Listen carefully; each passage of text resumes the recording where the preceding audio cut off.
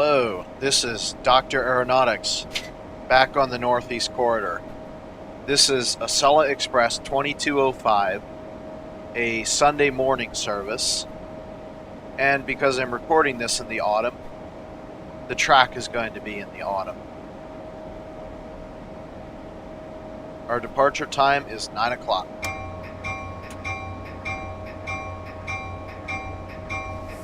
We'll be going all the way to Washington, D.C.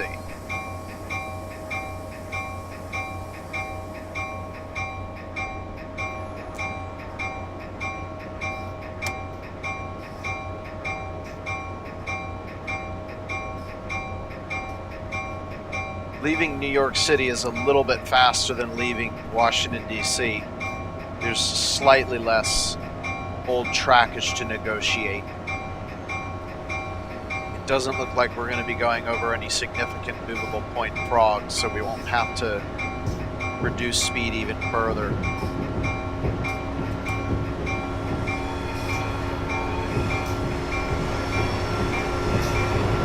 I had a comment one time at the annoyingness of the bell, and that's required whenever you're passing a stopped train.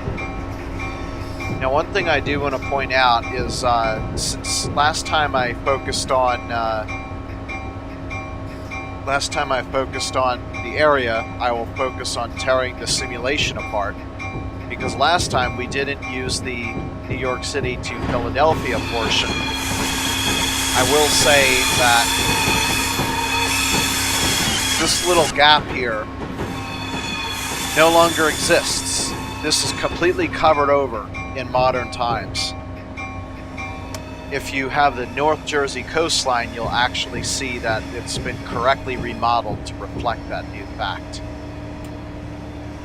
Now, because the simulation does not have realistic speed limits, we won't be obeying them.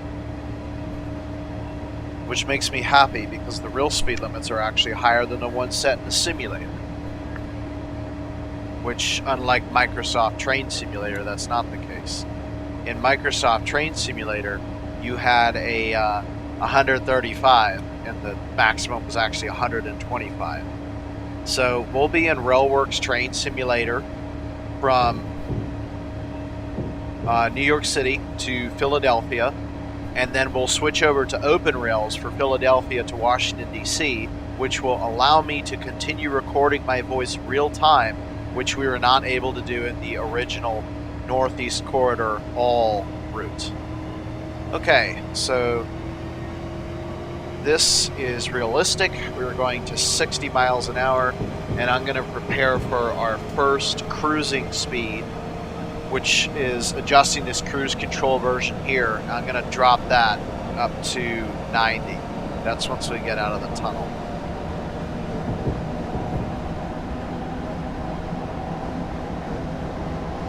Oh, that's really picky. Here we go.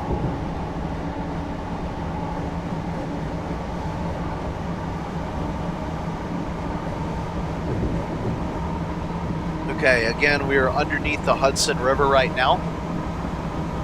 And our first stop, if I look at this correctly, is going to be Newark, New Jersey at 9:14.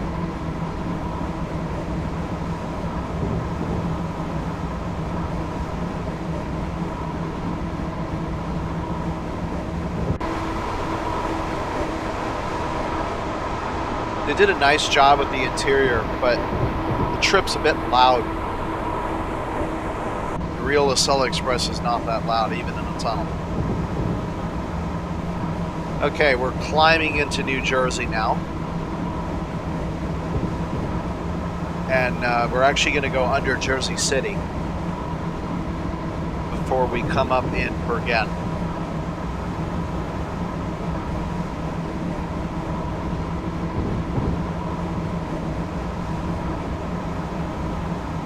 If I notice anything inaccurate that I can tell with the Pennsylvania Railroad signaling system, I'll let you know. Right now, we're actually under a Penn Station special signaling system, and when we come up to the first of the Pennsylvania Railroad signals, which look like this, track side, then I can begin explaining a little bit about it. Because I was watching some tutorial videos on British signaling and PZB, and from what I thought was the Pennsylvania Railroad signals being completely normal, they're not when you compare it with something in Europe. So I know Europeans watch my videos on the Northeast Corridor, and I think the Northeast Corridor is probably, forgot to sound the horn there as we were coming up out of the ground. This curve is a 75. So I think the Northeast Corridor is probably the closest thing that you're going to have to a mainline European route. So I will explain this for those inclined. Okay, and exactly as I stated, there is a Pennsylvania Railroad PCL signal. And the signal we just saw was clear, which it means proceed at maximum authorized speed. There's no real alerter system that occurs. You just kind of drive the train. And when you receive a limited aspect signal, then you'll begin the slowing down. There's an old Acela well, actually now it's just called the HHP-8. And you might have remembered that we didn't have this in the last episode because it was 1950s. And if you look, here it is. So here's another NORAC rule. When you're passing a station at greater than 60 miles per hour, you got to run the bell.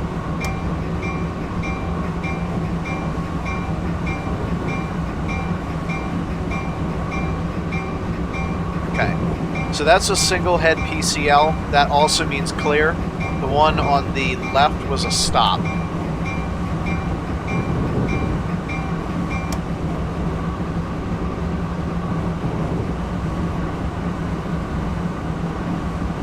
I love these marshlands. It's so amazing. You know, we're only 3.5 miles from New York City, and it's incredible. You really can't tell.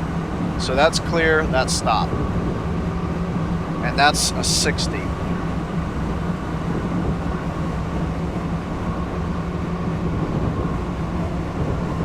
Let's see what happens if I turn the camera around. That's unrealistic. We'd be able to see the New York City skyline.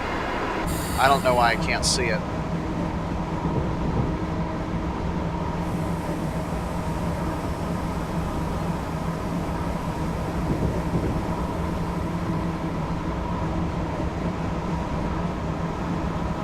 Okay. Now I'm actually going to activate the cruise control, because I'm expecting to reach 90 before the next time we'll have to slow down. So basically the way the Acela cruise control works is you pick on the left side what your speed is, and that speed's indicated by the arrow here. Your throttle indicates the greatest amount of speed that the cruise control can use to hold speed. And then you switch this on, and as soon as you hit the arrow, you'll see the cruise control forehand. As soon as you hit the arrow, you'll see your speed modulating, and that lets you know you're in good mode.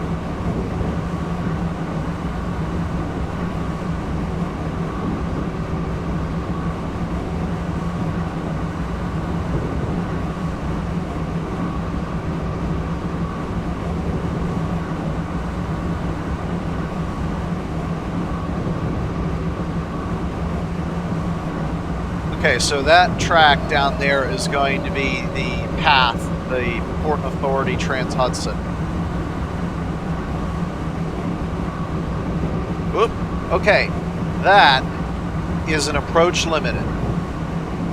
So an approach limited means that you need to, as soon as you see it in the cab, reduce speed to 45 miles per hour, and you need to be going no faster than 45 miles per hour by the time you reach the next signal. Now, in real life, there would have been a annunciator prompt, and we would have had to hit the driver alert. We're below 45 now. So that's the first indicator that you're going to have to slow down as you get an approach limited. Okay, and that is an approach. So an approach means continue doing 30 miles per hour. If you have not encountered an approach or less favorable aspect, you need to reduce speed to 30 miles per hour immediately and as fast as possible. So now I'm doing 30 miles per hour, and you should be prepared to stop at the next signal, which is coming up at 0.2 miles. So I'm going to be available to stop if I need to at this next signal.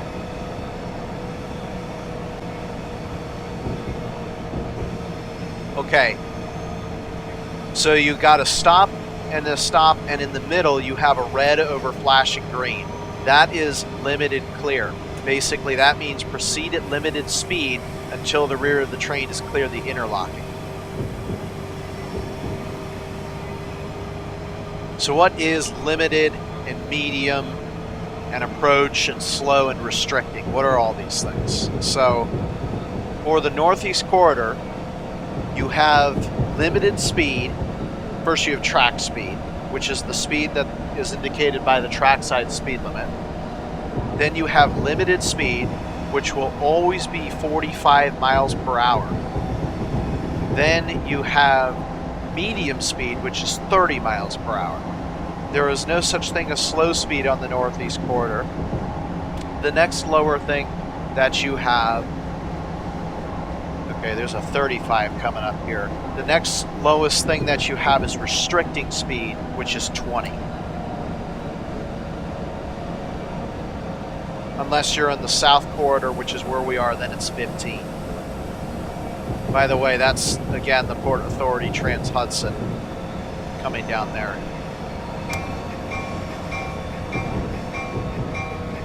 Okay, and it looks like we're just about right on time. Should be about 45 seconds early to Newark.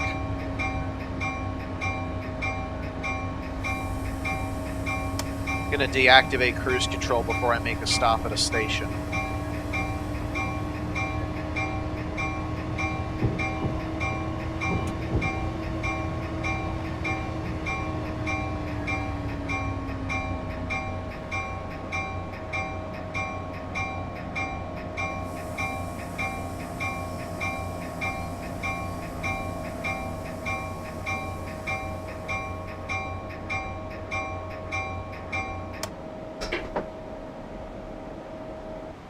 Pretty much right at time.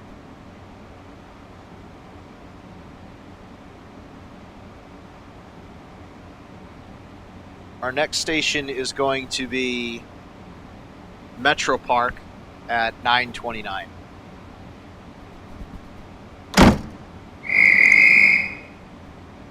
They don't do that in real life, at least anymore.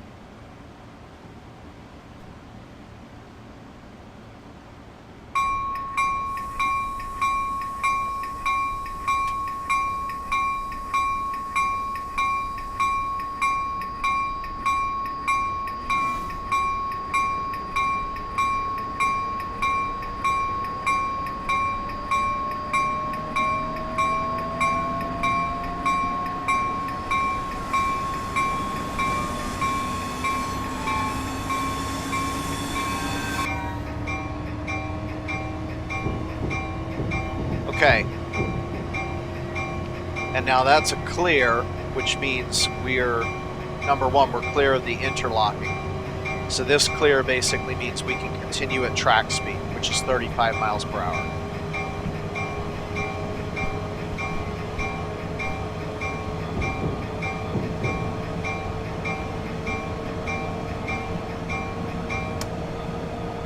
All right, so the next thing I'm going to do is talk about these different lights. This is technically, PCL stands for position, color, light. So you have the vertical position, which is going to be clear, and then you have the upper right to lower left diagonal, and that is yellow, or approach aspects, and then you have straight across, which is a stop. That's a stop aspect. Let's see what we have. I can't read that signal yet. Alright, I need to find our milepost.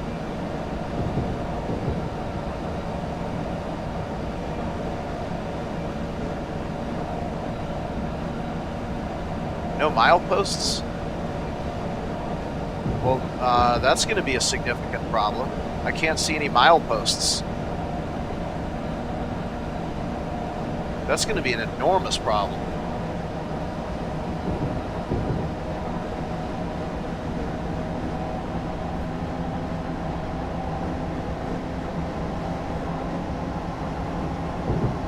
So the horizontal bar means stop. And then on the bottom you generally have a nothing, or you'll have vertical. Vertical will give you some aspect of your stop, approach, and clear. Some aspect of clear too, so like limited clear, restricted clear, that kind of thing. Or you can have this back diagonal, upper left and lower right, or to lower right, and that's the restricting aspect. But this is extremely unrealistic to be pushed down the left side. In North America, trains will prefer the right side. Here is yet another station that didn't exist at the time.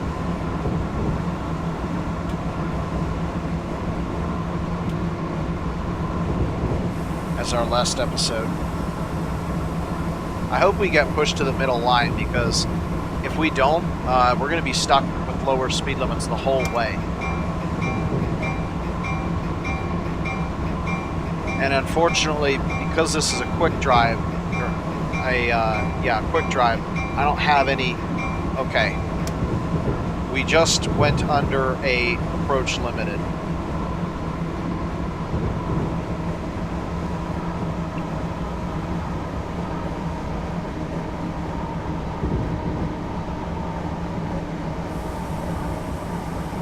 You know, this is pretty funny. I think the same thing happened in my Northeast Corridor All video, where we went up on this crazy flyover.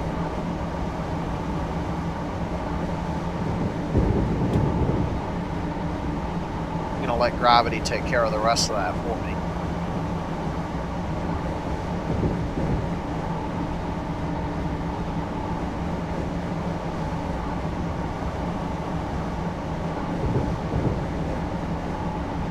So the speed limits so far have been pretty correct. There's only one that I noted was definitely out of whack.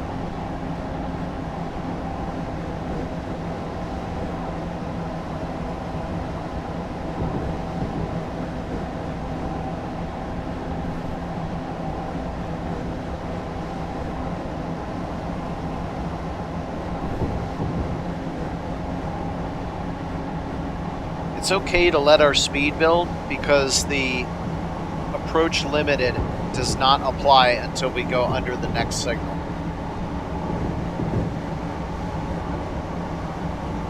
The signaling is a little bit different than it usually is in real life. In real life, you would either get a approach limited or a approach medium. If your next signal's approach, you should see an approach medium. But that doesn't always happen in this train simulator.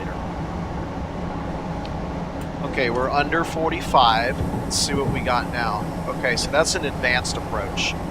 So that means at the next signal, we should be going no faster than 30 miles per hour, but we don't have to slow down immediately. So the NORAC rule applies only over 60 miles per hour, so I don't have to put my bell on right here.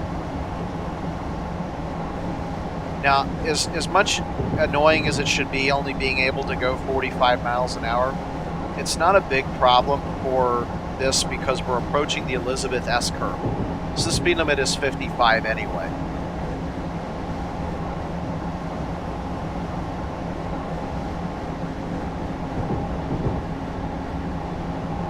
Alright, this is a good place to begin my reduction to 30 miles per hour.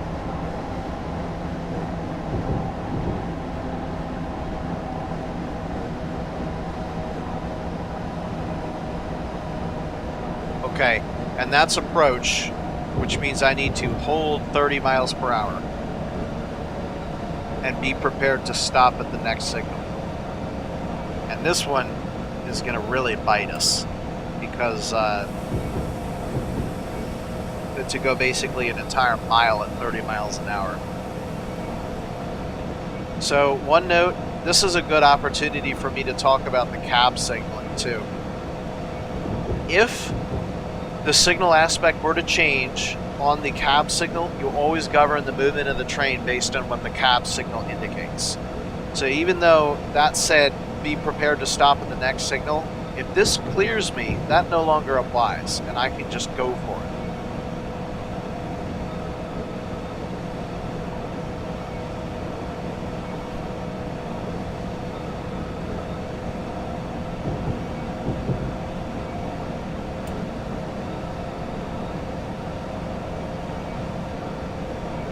I like the super elevation.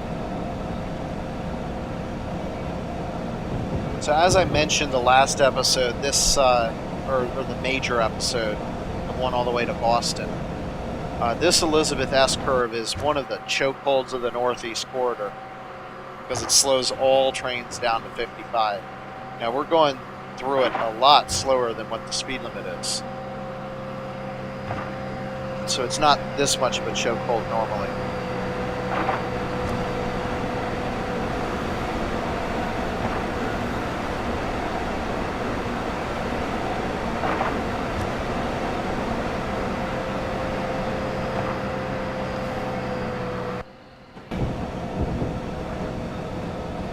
Aha! Look at that. So we got that was a quick mile, by the way. That was a limited clear, which means we can do 45 until, normally we would be able to do 45 until the train clears the interlocking. But here we have the cab signal indicating differently, so we can't accelerate meanwhile. And I'm glad that we've been moved to the middle line because that's going to allow us to move faster.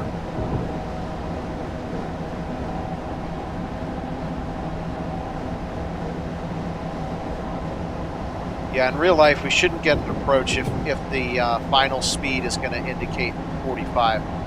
And that is a clear. That is a very happy signal bridge. So once we get under there, we should be able to go for it.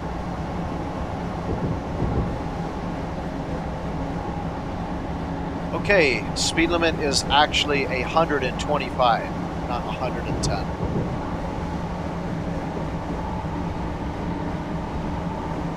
Okay, so it's going to be Linden, and then Rahway, and then a while, and then Metropark.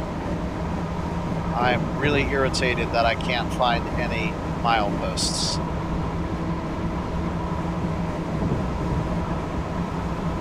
I guess I'm just going to have to look for the North Jersey coastline to move off after Rahway to be able to know that. Okay, so I'm going to advance cruise control up to 125. And I can flip that on now.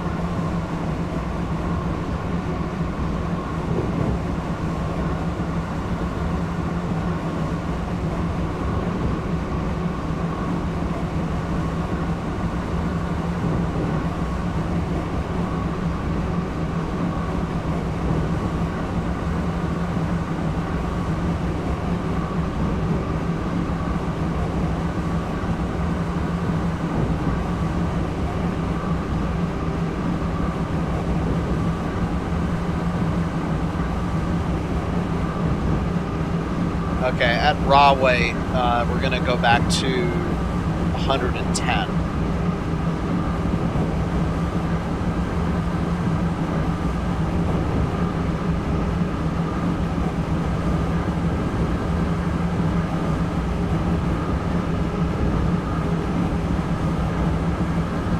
going to be a little bit more aggressive than I normally am.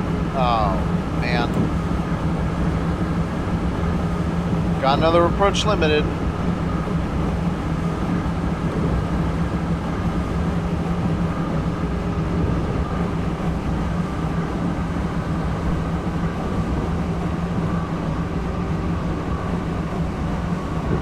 Well, I did say I was going to tell you about the Pennsylvania Railroad signals, but this is pretty crazy.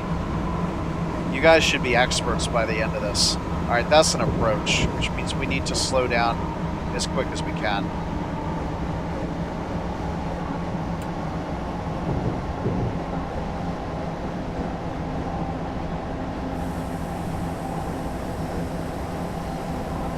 And we've got the approach, which means we're going to medium speed, 30 miles an hour, and prepared to stop at the next signal.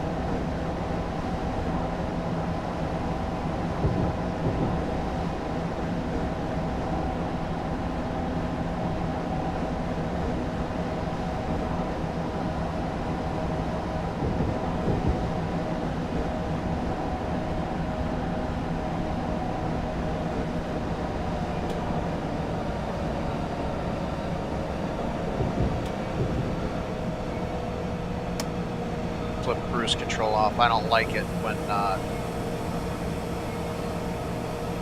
we're at slower speeds. Okay, again, you should not see an approach for 30 miles an hour when you're going to get a 45 mile per hour limited clear. That's what that signal aspect is. Again, maintain 45 miles an hour until the rear of the train has cleared the interlocking.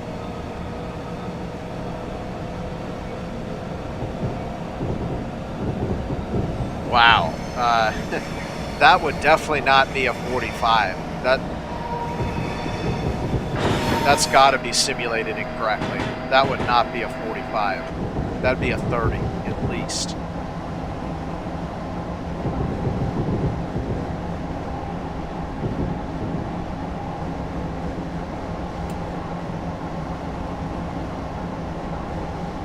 So we've technically cleared the interlocking. So at this point in normal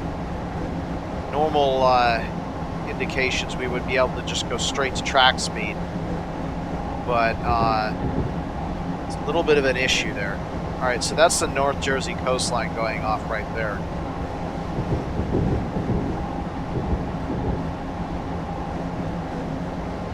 Okay, well, this has released me, so I'm going to go ahead and accelerate again.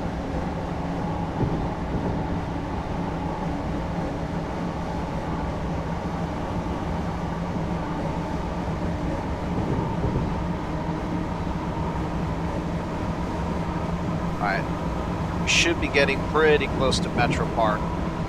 Looks like about the next turn is where I'm gonna need to be prepared. And we've got it clear.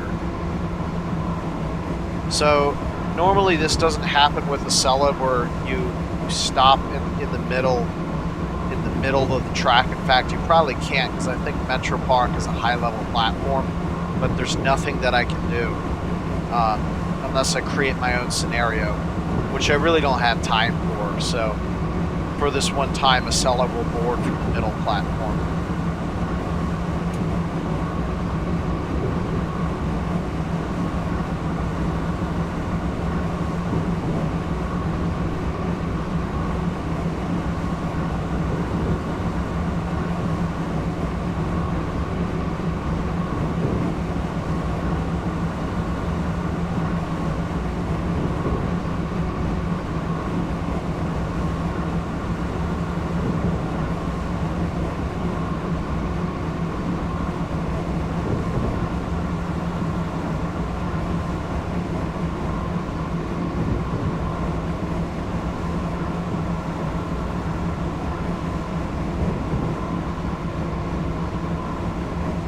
I'm actually surprised that Metropark does not have center platforms.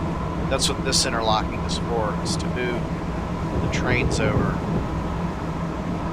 That is very strange, though, that they don't have center platforms because every train stops there. Well, that's not true. I'm pretty sure the long-distance trains that are mentioned in the routes in the east section of the Amtrak timetable do not stop here.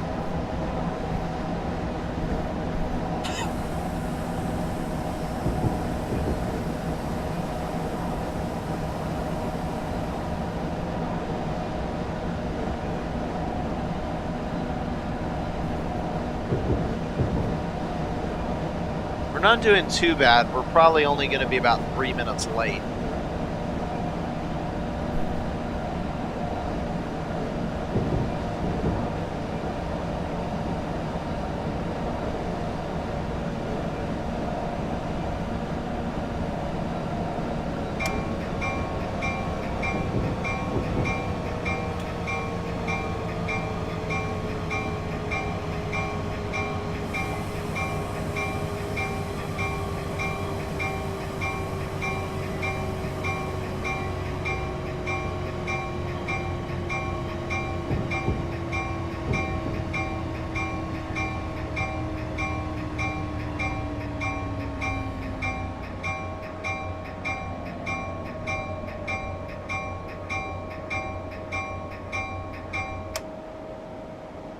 Yeah, we're 3 minutes late.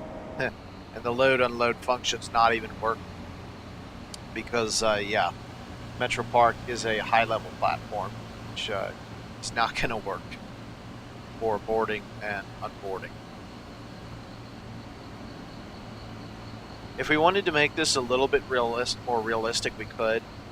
But because the drive in and of itself is like 3.5 hours or something, I would prefer to just do things this way.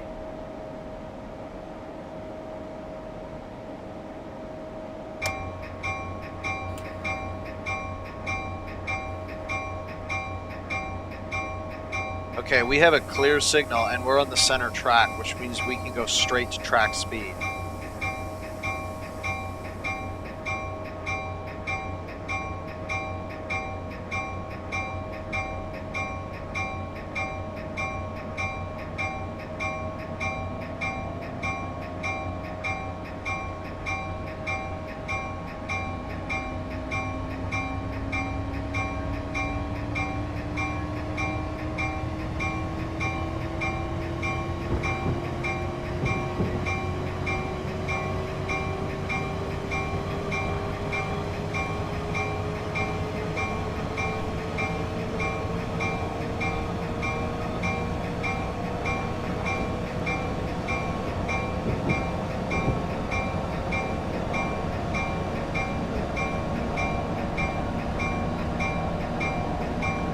It really bugs me that these place markers are not showing up, because based on their names I could use them to be able to determine where I need to move over.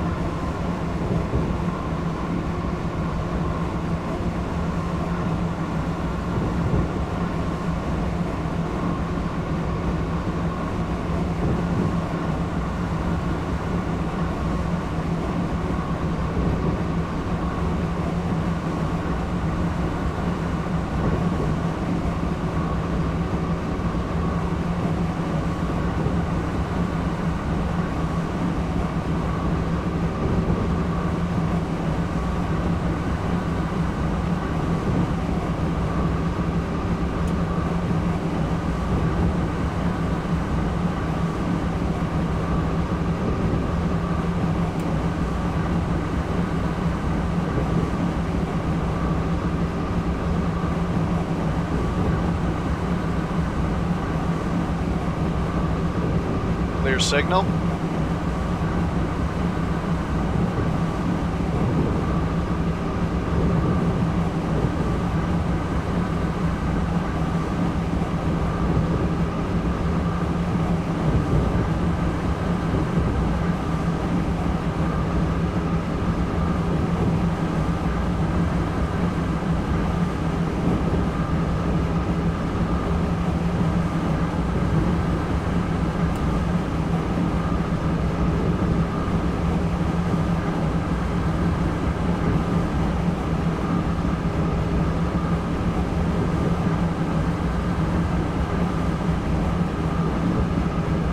I'm actually not sure the precise speed that I should be doing because I'm a bit disoriented without having access to those place marks.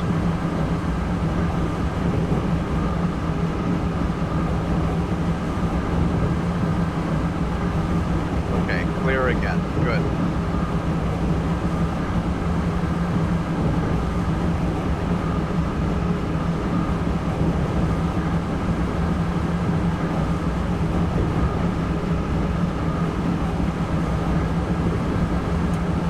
That's what I was looking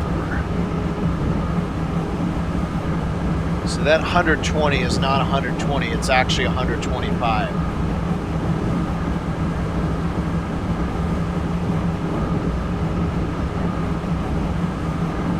And I am going to look really hard for a milepost out the window.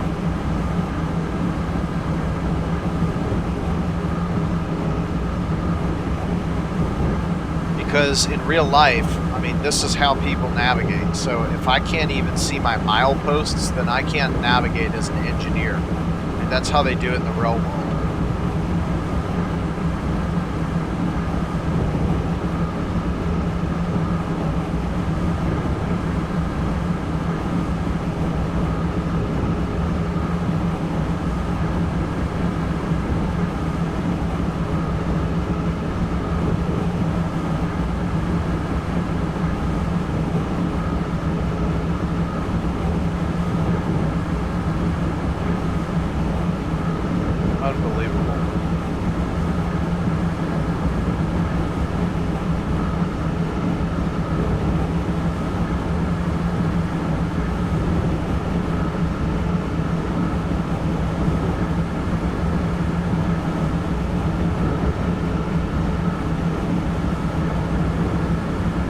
Brunswick is a really cool place because you have a bunch of tall buildings right next to the tracks.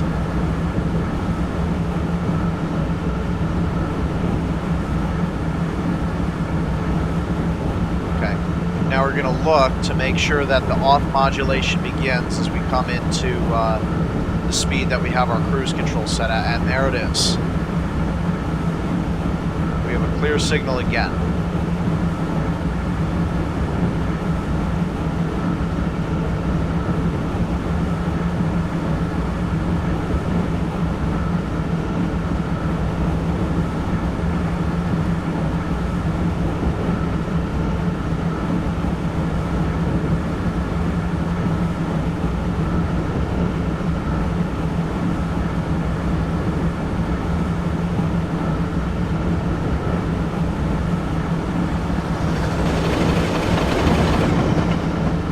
This is the interlocking that I'm looking for. Cruise control off. New speed, 135.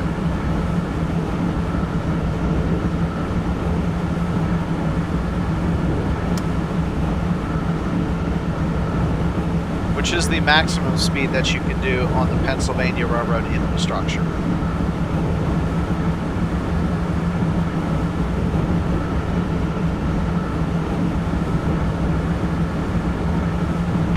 That is because the posts do not have tension. They're not hanging bars here, suspended weight.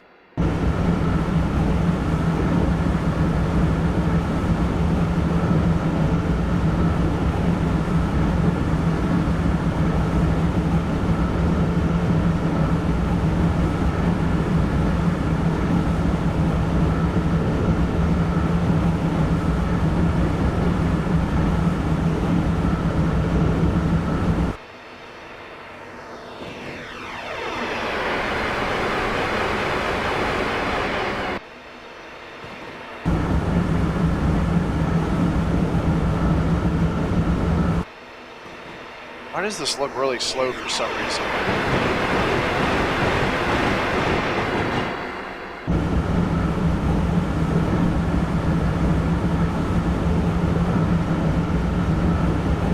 There's a bogus 110.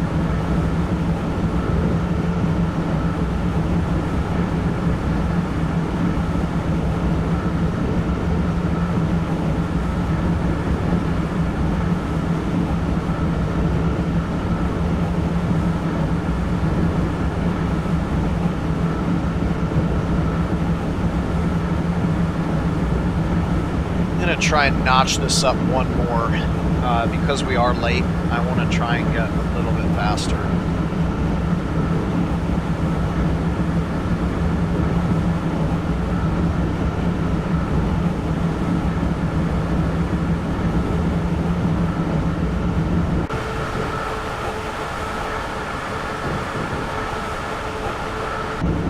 One thing I want to mention is the shakiness. That is unrealistic for the Northeast Corridor.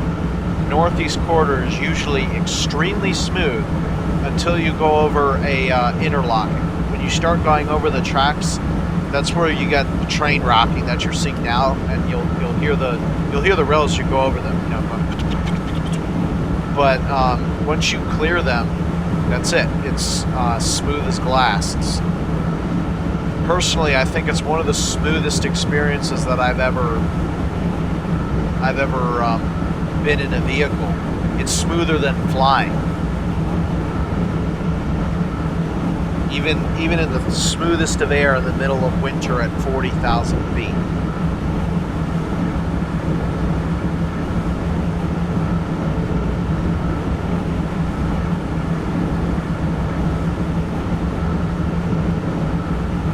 Oh, this is going to be fun. Check this out. I'm going to, this is always fun when you see a train come full speed. It's incredible how long it's taking, because if he's doing 120, then the closing speed would be about 250 miles an hour.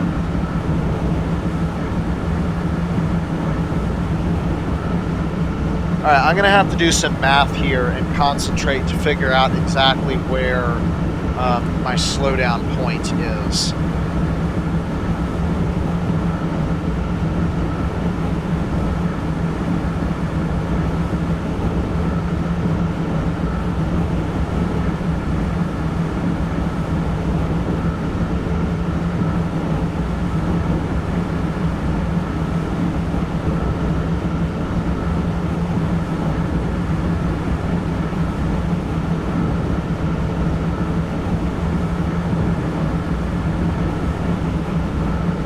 Like I have a curve coming up around when this in 45.85 miles says 39.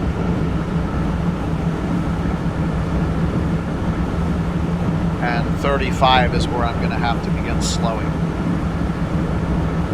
Or is it?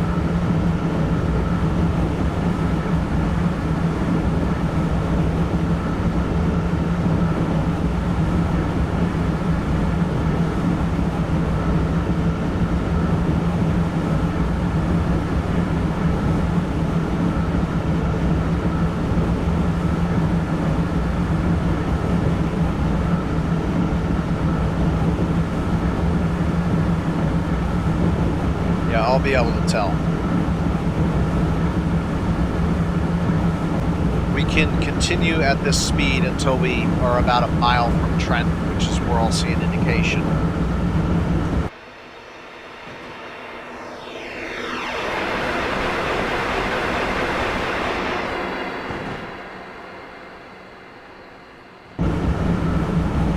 Try that again.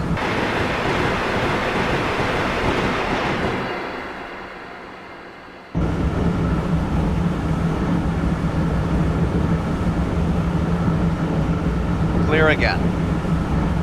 That's good. We're on the track I want to be on. And we've got cruise control enabled at 135 miles an hour, so there's not really any faster that we can go. Ah, Princeton Junction.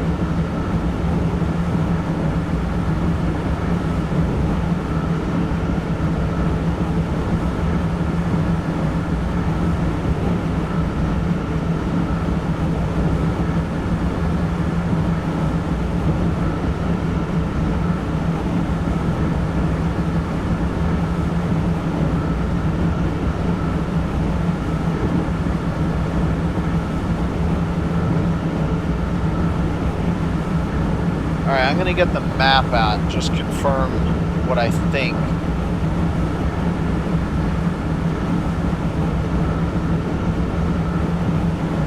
Alright, so we're going to go through Hamilton. And, oh, wait a minute.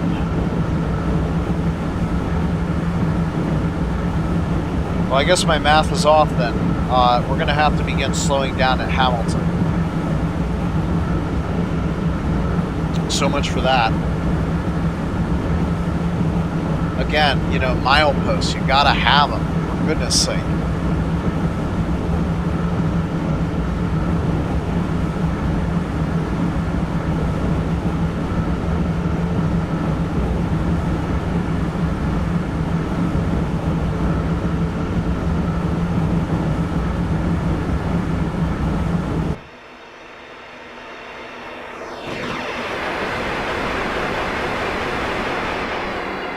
There we go.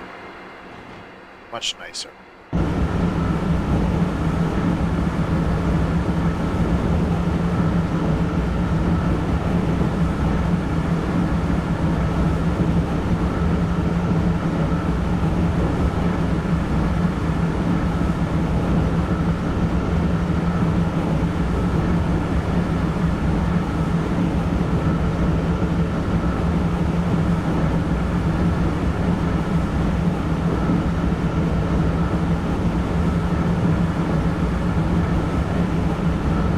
Okay, we're at Hamilton now, so I'm going to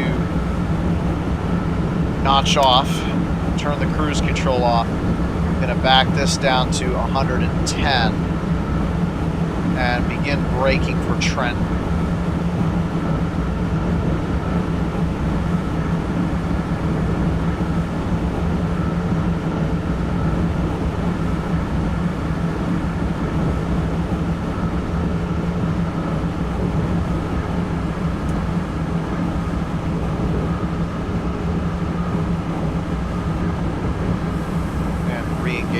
Control.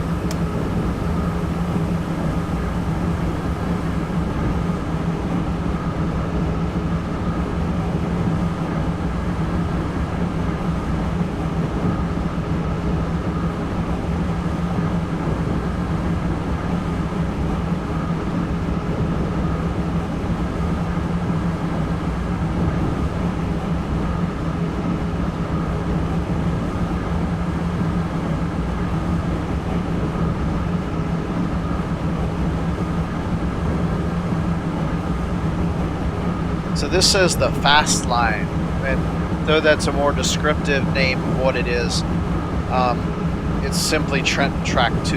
There's no station there. It's just called Trenton. You know, like you name it Interlocking. What the heck is that thing? That's as wild as the thing's about as wild as the strange thing that we found in Bridgeport, Connecticut. Weird antenna thing over the tracks from War of the Worlds.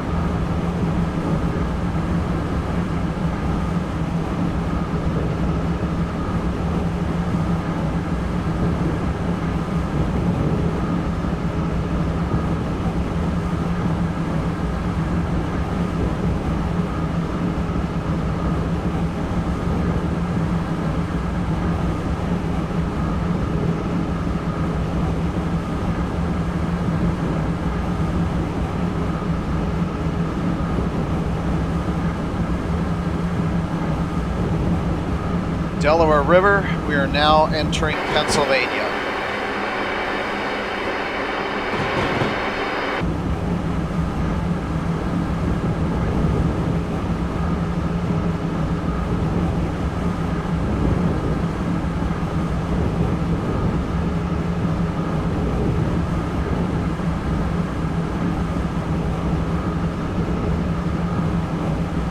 back to 125.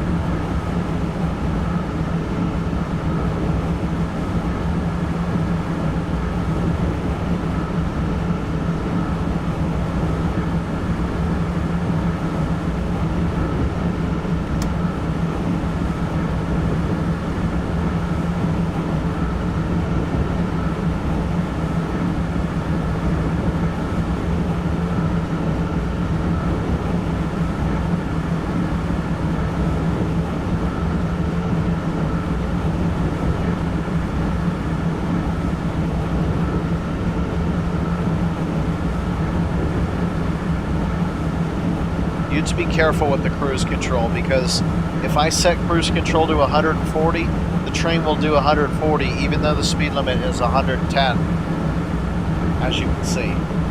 Alright, I need to find Croydon. Let's see, that's Bristol. There it is.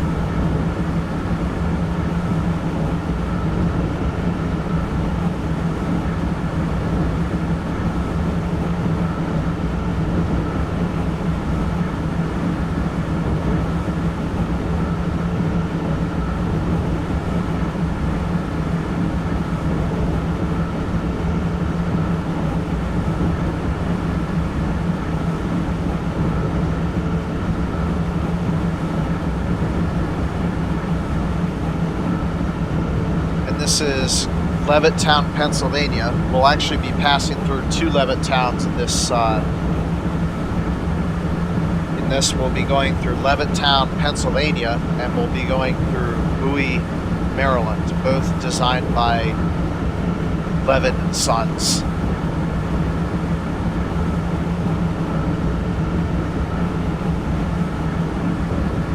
By the way, we're now in SEPTA territory. The stations that we've been seeing up to Trenton or New Jersey Transit, these are SEPTA stations now. Southeast Pennsylvania Transportation Authority.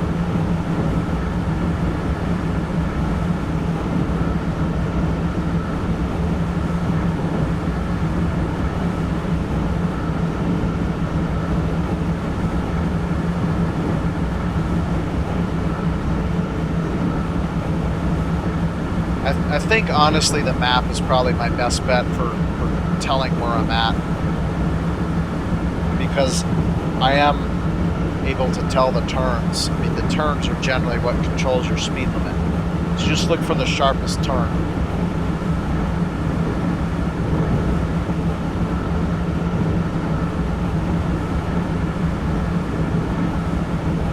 So we're due at Philadelphia at 10:15. Hopefully we're going to make that.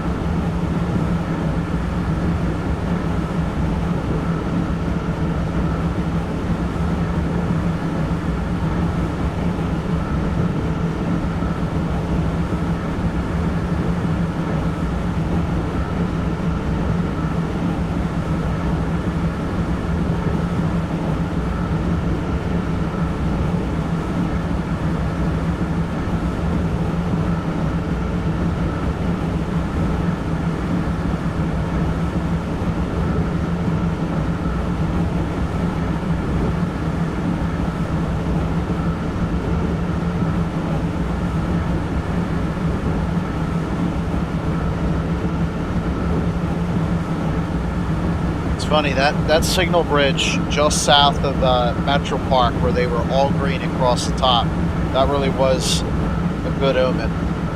We've been having clear sailing pretty much the whole way, and we've only got a few miles left before we start negotiating Philadelphia, and we'll get a lot of 2-digit speed limits. Ah, that 100 is realistic. Perfect.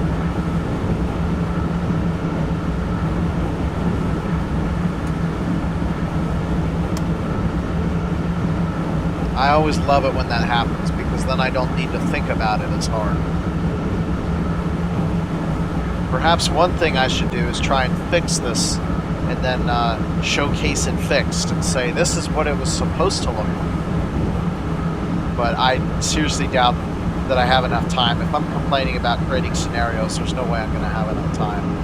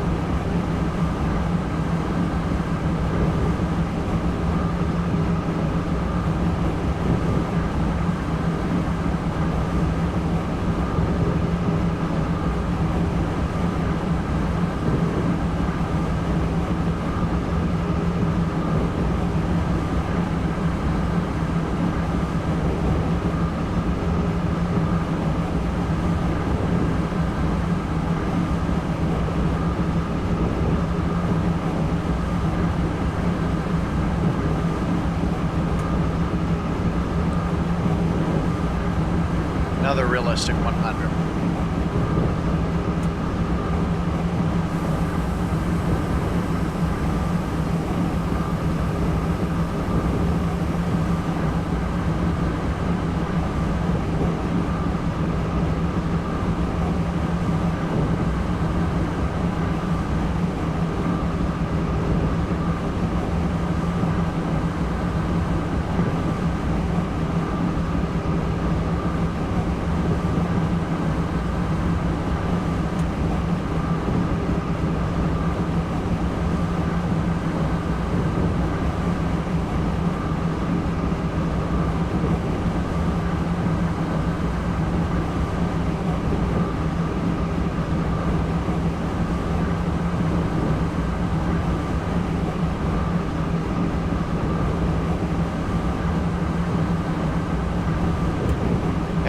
There it is. Whoa, did I just see what I thought I saw? No. Okay. I considered perhaps that signal bridge was it, but it's not. Okay. So we've got a approach limited, and I would say it's about time. And the reason I say that is because those smokestacks means we're coming into Frankfurt Junction, which is one of the first, actually the first, sharp Philadelphia turns.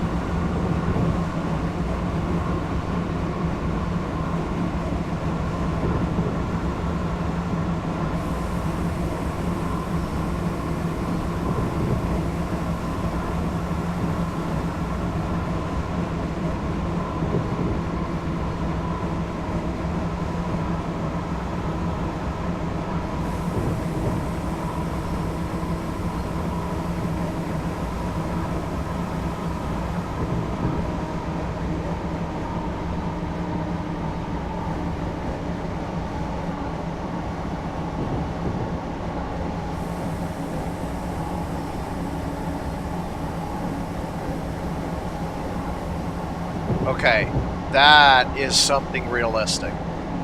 You normally get an approach limited and then a limited clear. This is perfect.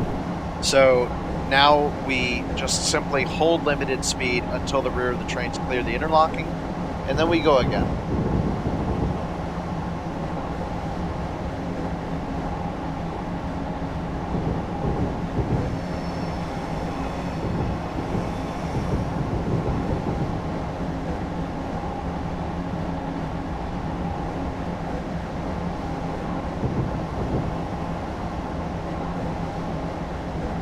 There we go. Clear the interlocking and go right up to the speed, which is now 90 miles an hour on this track. Wait a minute. Let's see. Oh, nope, it's still 100. It'll be 90 soon, though.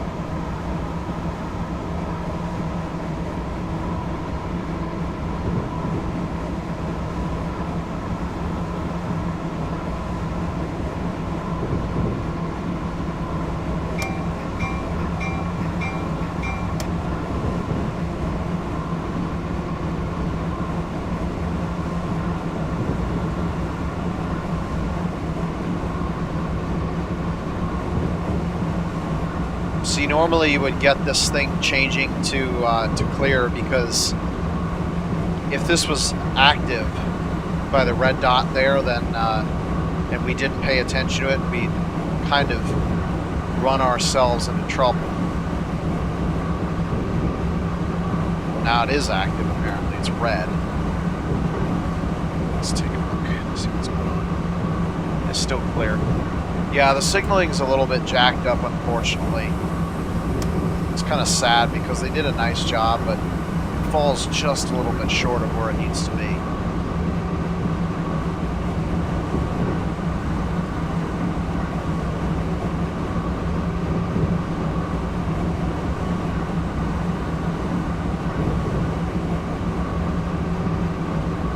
Okay, we are coming into Frankfort Junction now.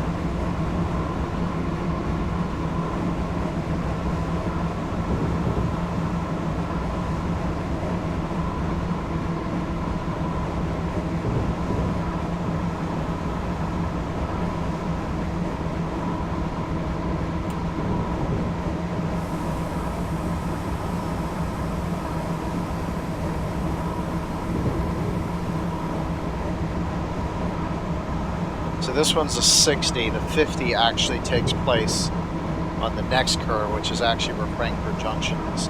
And I say this every time I come through here, but that right there is a site of, or past site of one of Amtrak's accidents. A engineer that was a little bit disoriented and didn't realize that he wasn't beyond Frankfort Junction, so he couldn't accelerate. But yeah, this is a really sharp turn. This will derail you if you're doing 110.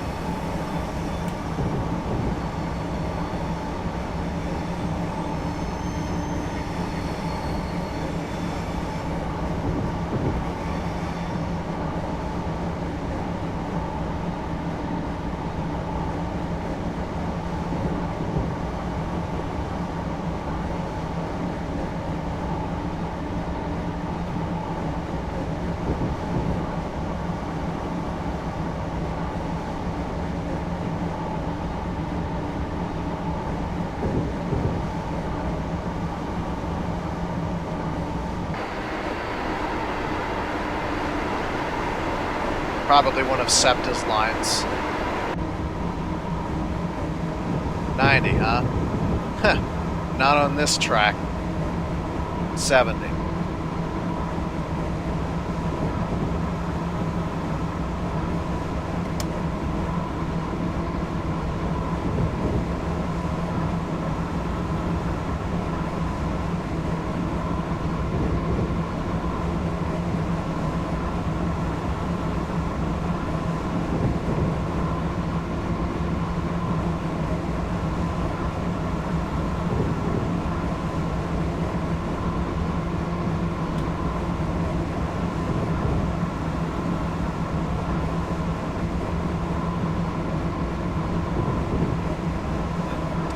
I actually don't know what that aspect is. I'm going to have to actually look that one up.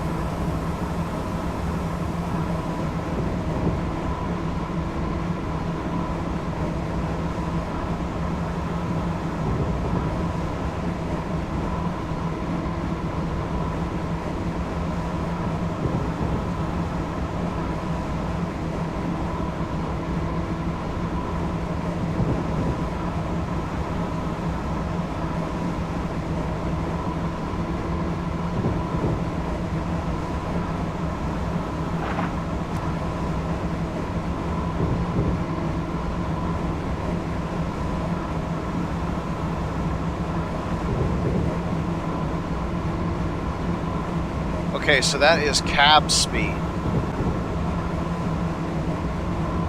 which basically says follow this right here. Not exactly sure what it has any difference than track speed, but I think it's to ensure that you're doing a reduced speed or something. Speaking of reduced speed, we have a slower speed limit coming up here.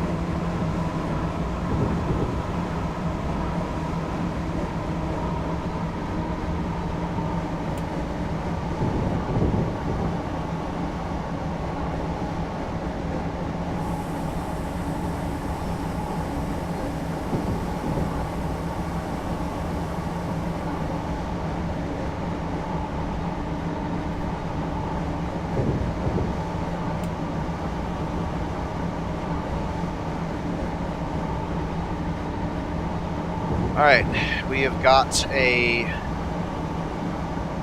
approach limited, so we're going down to 45, and we're changing tracks. Look at that. Okay, that's something that's unrealistic. You wouldn't see that in real life.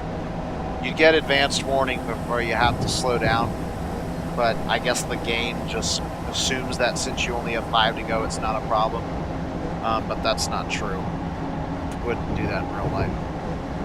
Okay, but let's see.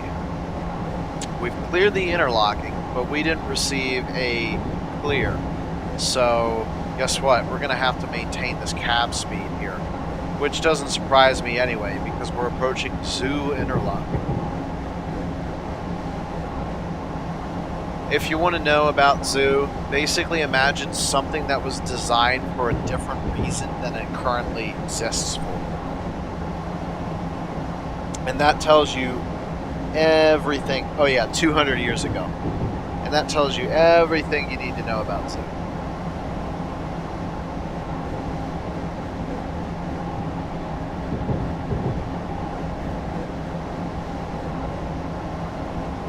Alright, now we got an approach. So I'm glad I didn't decide to speed up. So that means, or an advanced approach. So that means reduce speed to 30 miles an hour, which is medium speed by the time you reach the next signal bridge.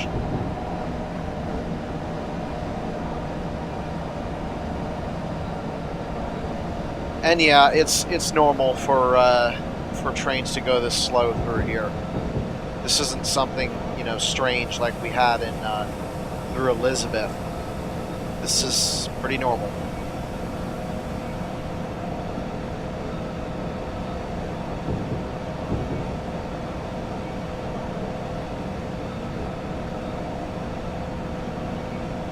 Oh my gosh, my computer's temperature is higher than the mileage that we've driven so far in Fahrenheit. That's not a good thing. Okay, that's an approach. So that is proceed at 30 miles an hour, prepared to stop at the next signal.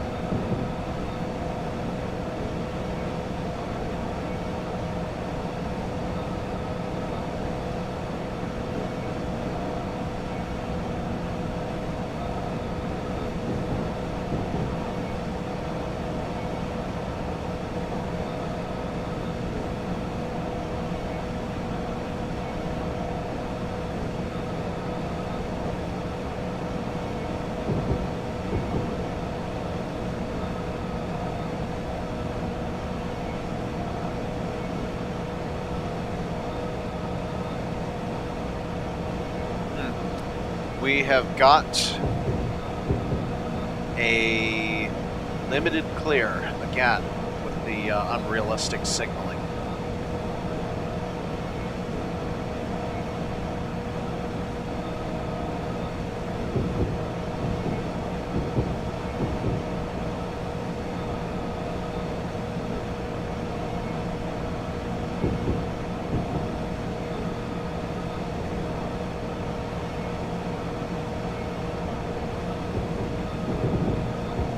So at this time we can now accelerate to 45.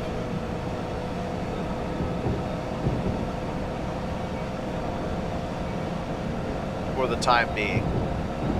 But then once we enter zoo, we're going to have to slow down again to 30.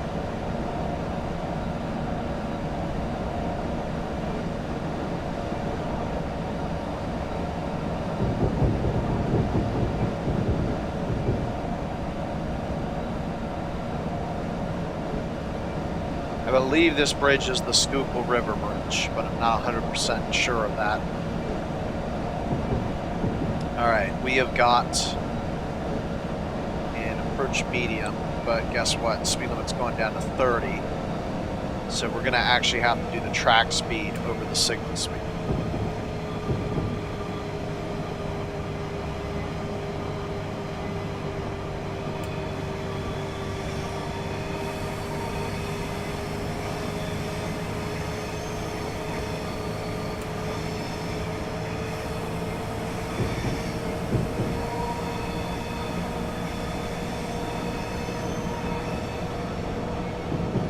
Sometimes I wonder how this thing can still exist.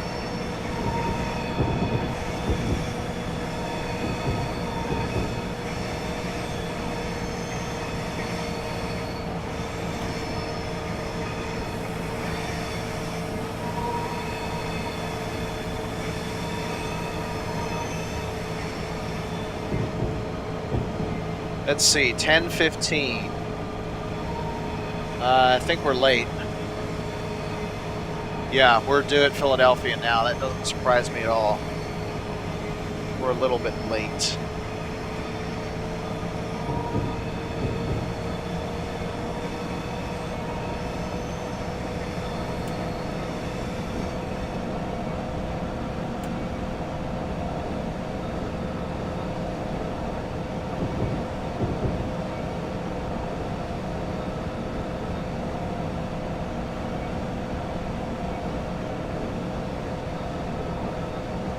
Okay, limited clear, again maintaining track speed because that's lower.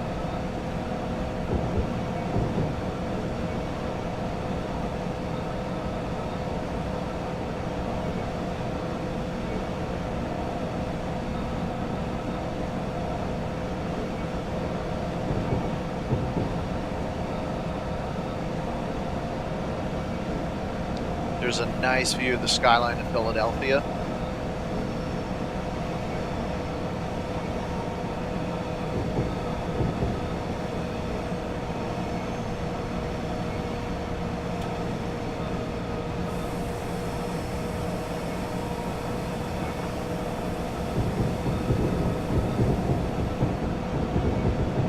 Okay, and that's an approach, which means maintain 30 miles an hour and proceed prepared to stop at the next signal.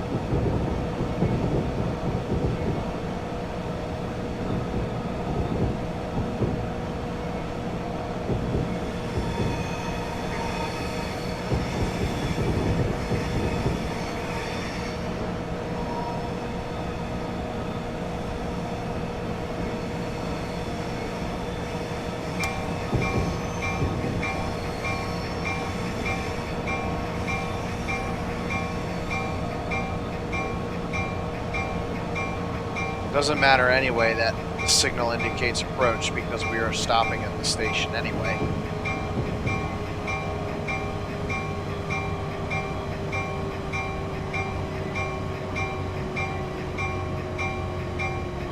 And we discussed that signal before. That's stop, although it appears in the Pennsylvania Railroad signals, which is a little bit interesting.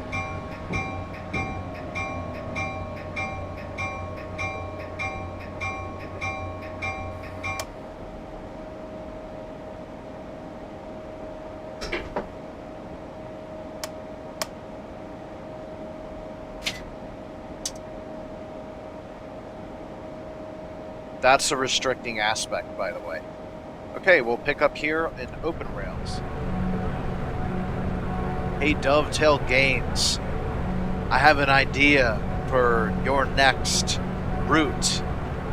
Make it go Northeast Corridor, Philadelphia to Washington, the southern end of the Northeast Corridor. Why? Because then you'll have 457 miles in the same train simulator. It is time to depart, and we are going to Wilmington, Delaware, due at 10:34.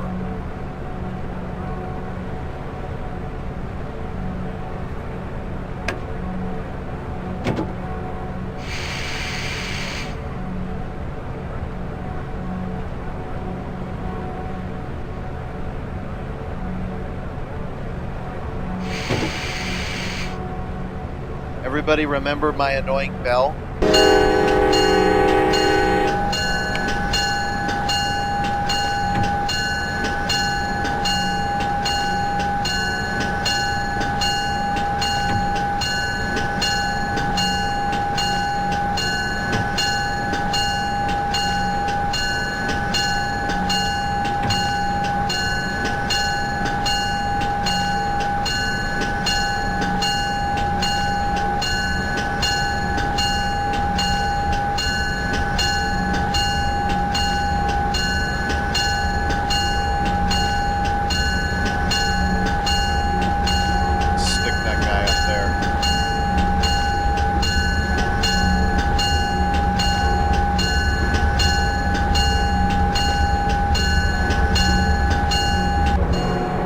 So because this is meant to be simulated in the 1950s, the signals are not colored, but they're still very realistic. That is a stop because it's a horizontal bar, and this one's a clear because it's a vertical bar.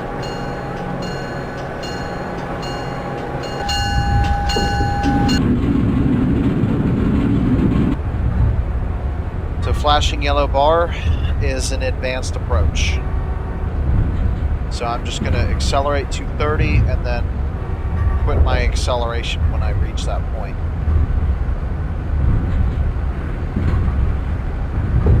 This is OpenRails, which means we'll have super elevation.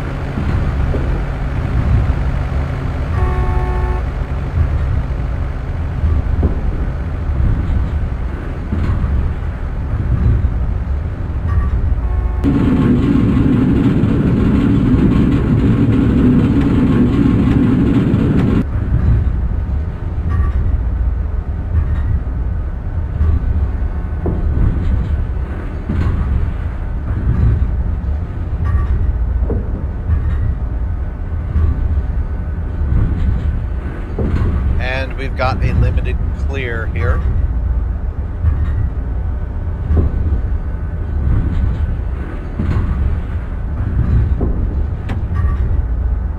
We go to 45 now.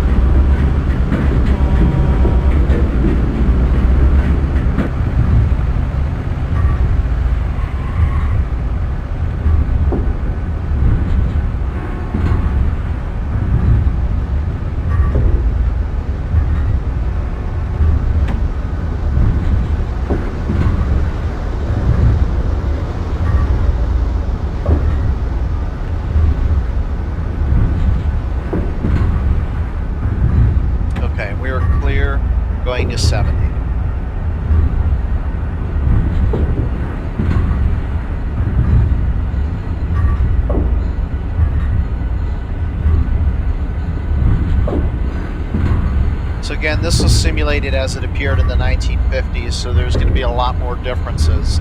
The biggest being the USA looks like China because there's factories everywhere. And this is right after World War II ended, you know, within 5 years, so the US is still in fourth gear.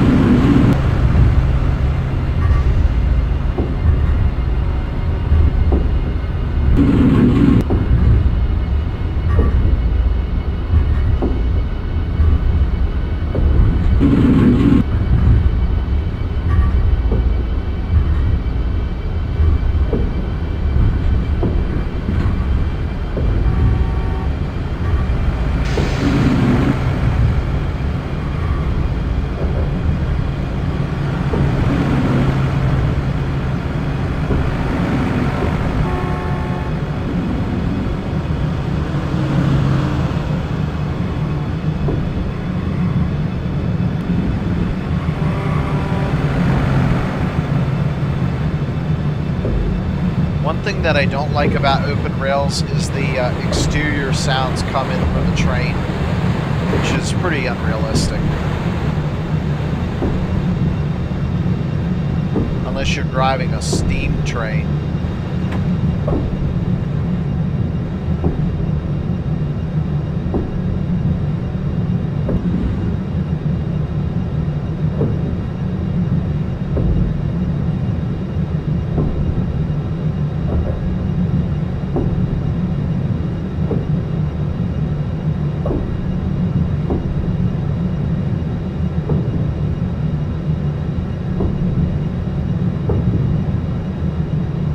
Remember when I was talking about the NEC being smooth as glass? When you're not going over a interlocking, this is what it feels like. Very, very smooth.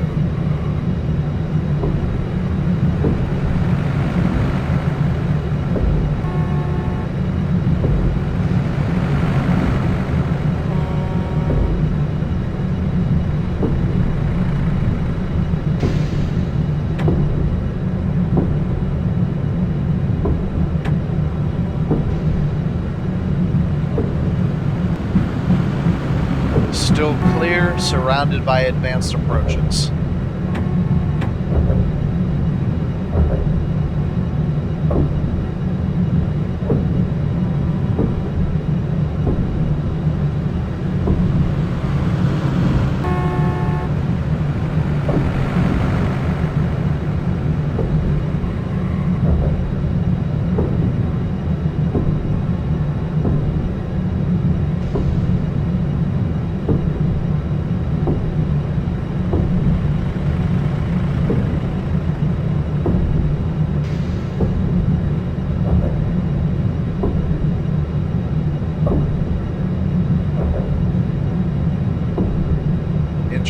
There's a tunnel nearby.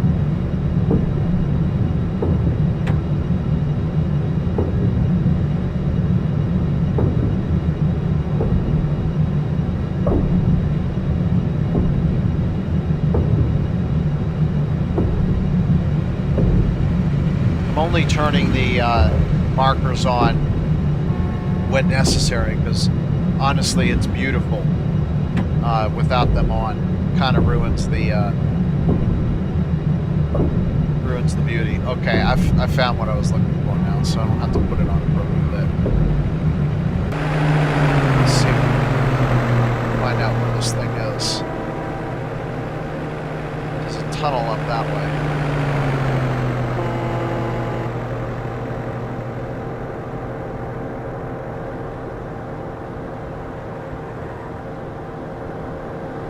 Well, something for a later exploration.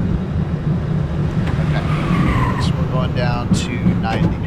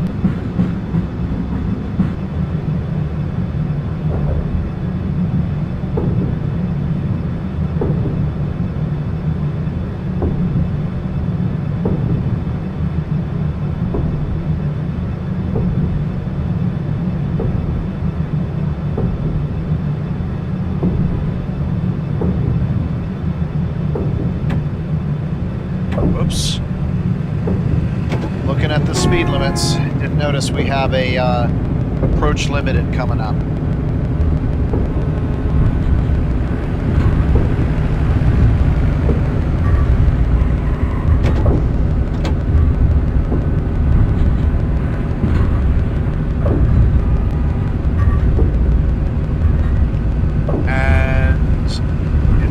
Like it remains an approach limited there. Again, if the cab signal changes between two fixed signal points, you govern the speed of the train based on the cab signal. Well, everybody's got some form of approach or another. Jeez.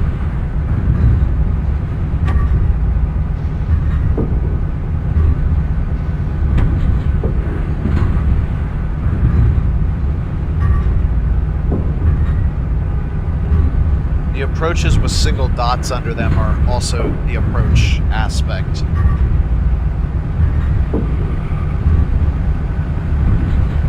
It's a little bit different. Instead of rule 1286, it's 1293C. Actually, that's an... No, I'm looking at the wrong thing. I'm looking at approach restricted. Never mind. Still approach, though.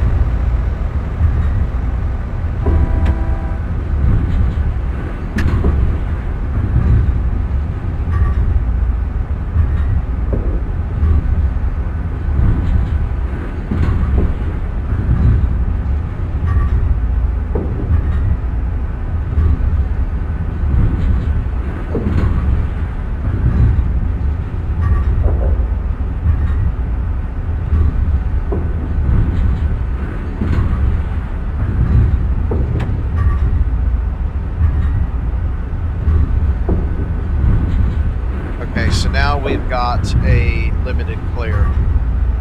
So as soon as we get through this interlocking, we'll be able to accelerate to 110.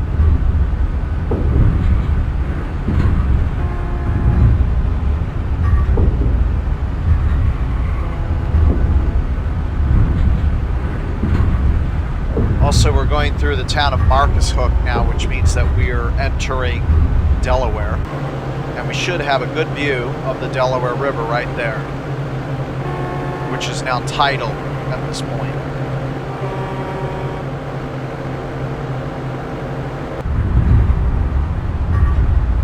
Clear the interlocking. Time to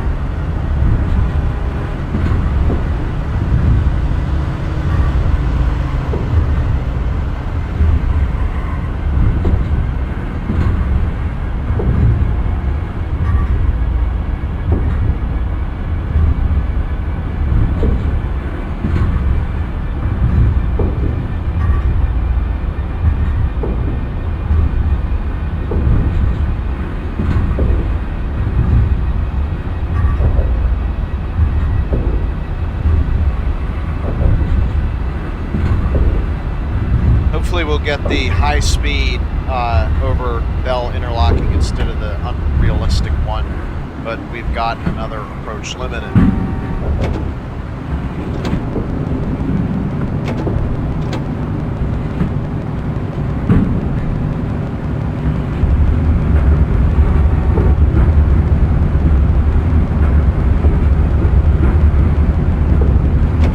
Okay, now we've got clear. Interesting.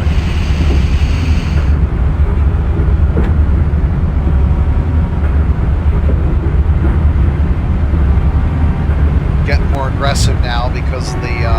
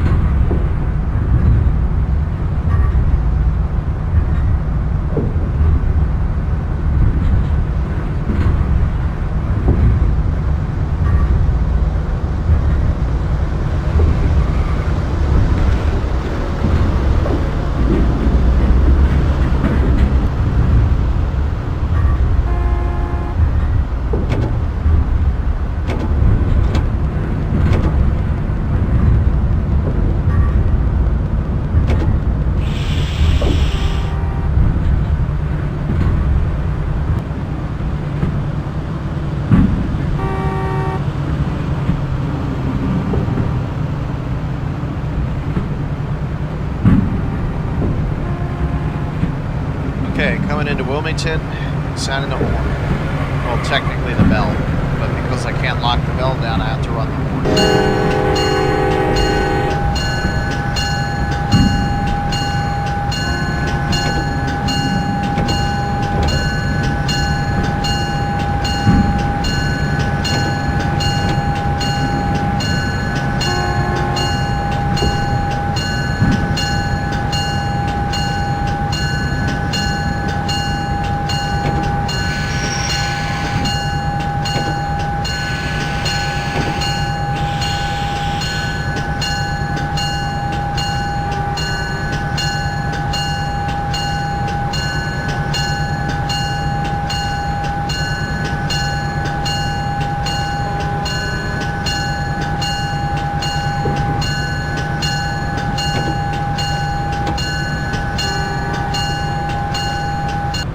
Oh man, 5 minutes late.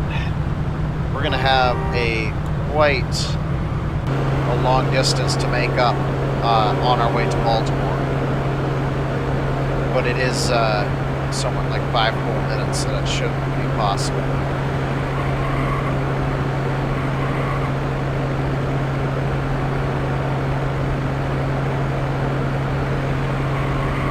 The train looks even more realistic in this train simulator than it does in Train Simulator 2018.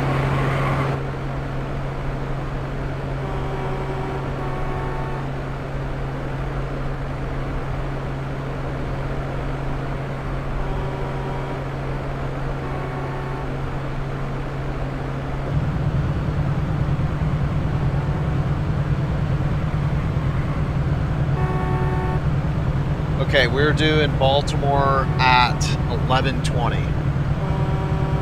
That gives us 40 minutes to catch up.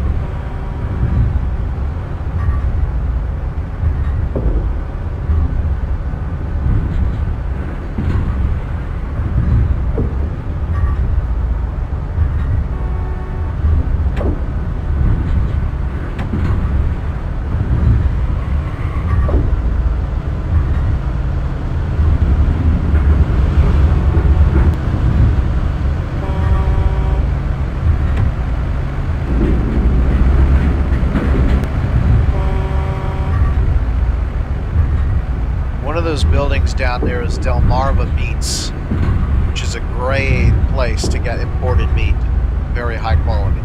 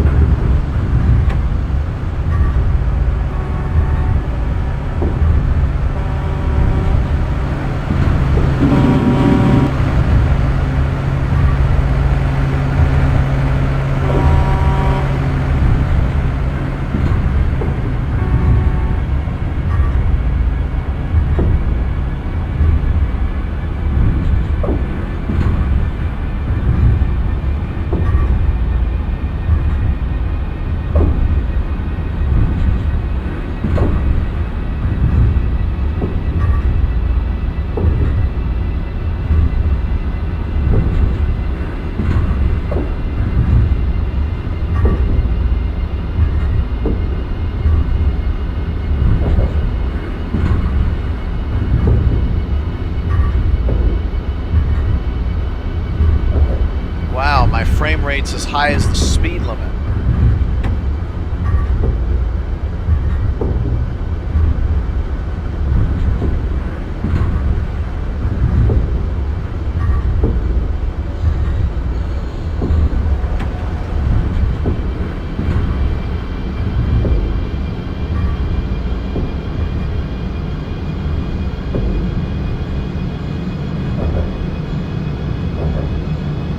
Now, barring we don't get any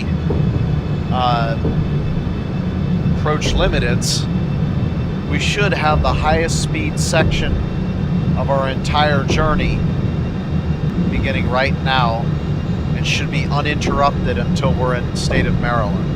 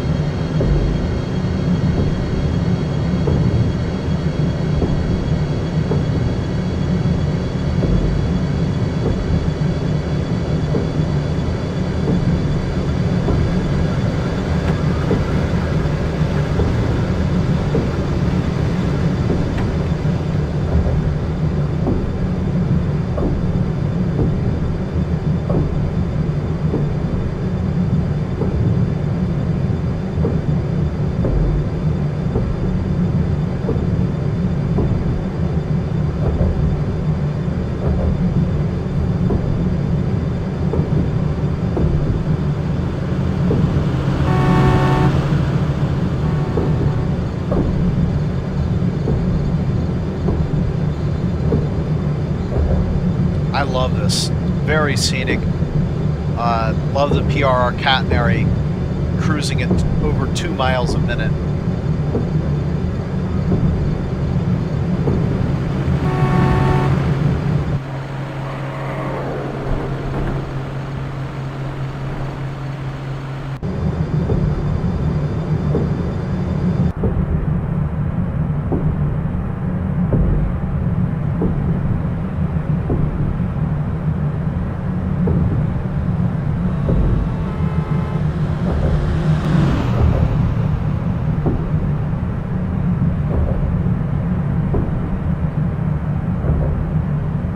Frame rate is so high it's almost like it's realistic.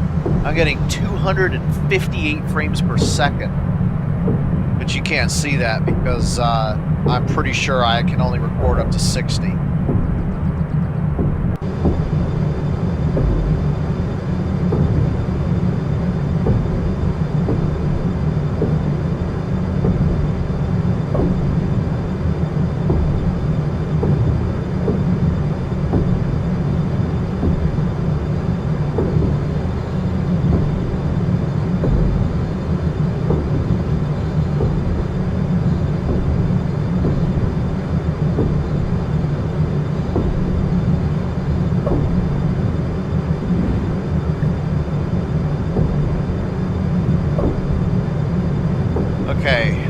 Churchman's Crossing is probably about 2/3 towards the Maryland line. You have Stanley, I believe. Oh, man.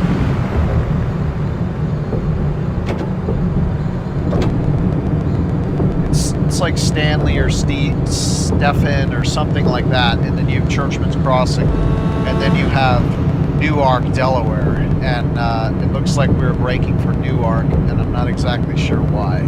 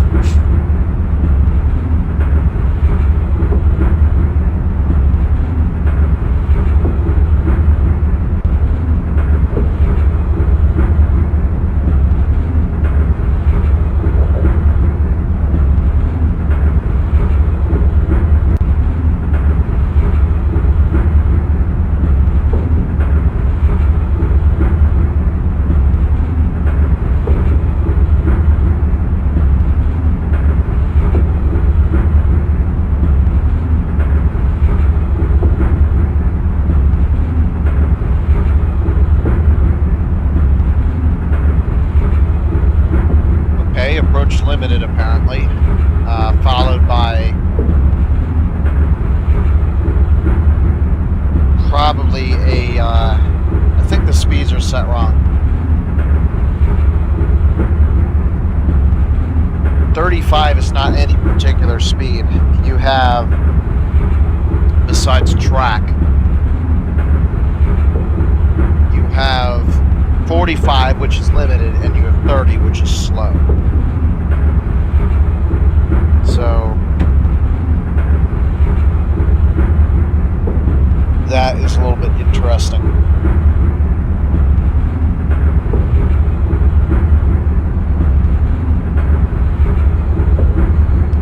Yep, we are coming into Newark.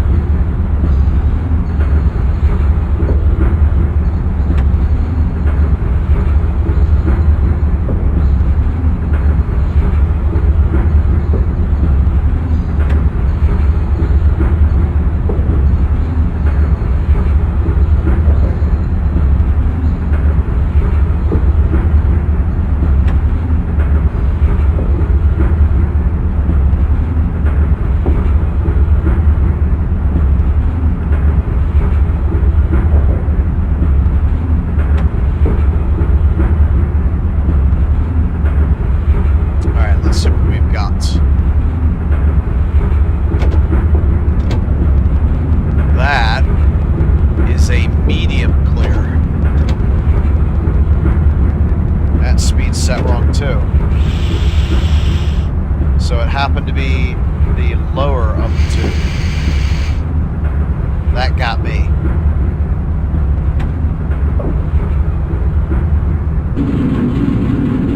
So the one before should have probably have been a approach medium, not an approach limited.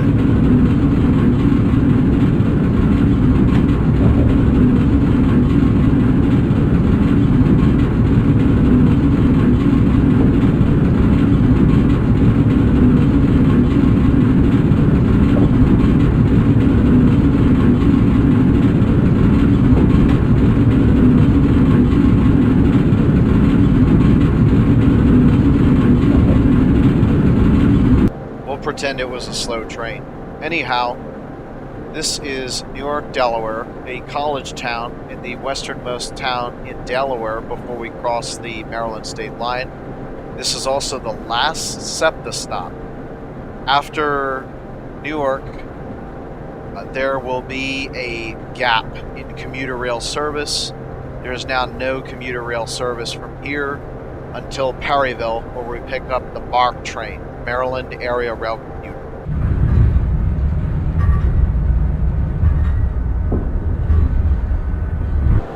Okay, we've cleared the interlocking.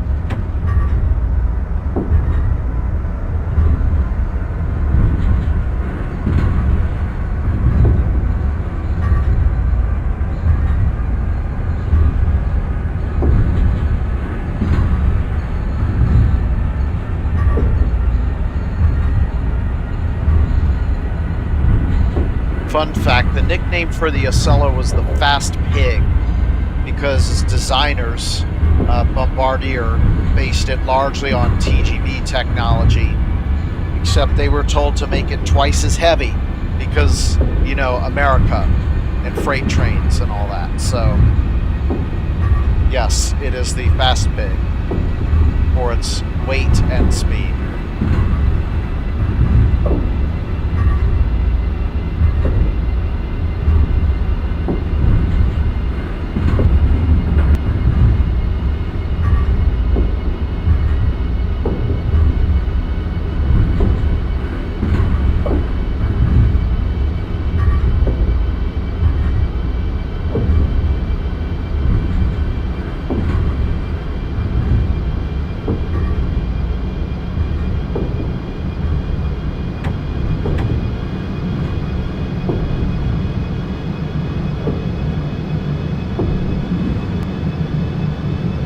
Oh, you gotta be kidding. Not again. Alright, for this one, I'm going to wait it out just a little bit more before I slow down. Okay, we're entering Maryland. Man, that really pissed me off because we're not moving tracks. Okay, now we've got it clear.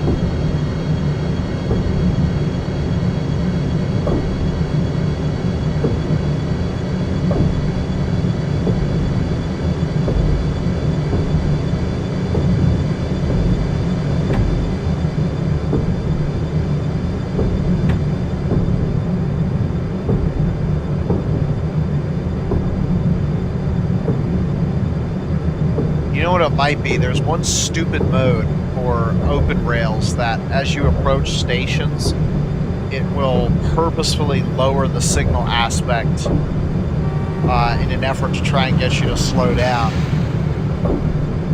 due to a train stop there. But I mean, the Acela should not be slowing down for Newark, Delaware.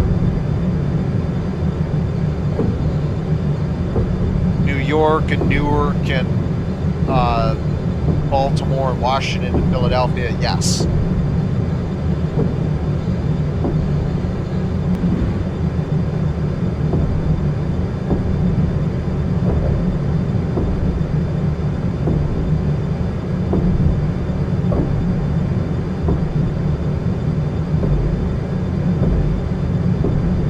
Okay, this is Elkton.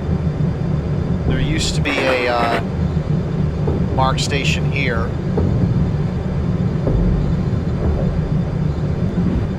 I am so tired of these darn approach limiteds. I'm gonna wait until I see it before I actually slow down.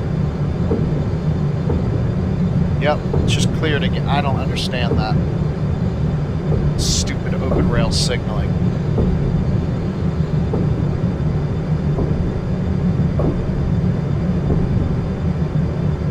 Now, pretty soon there will be an actual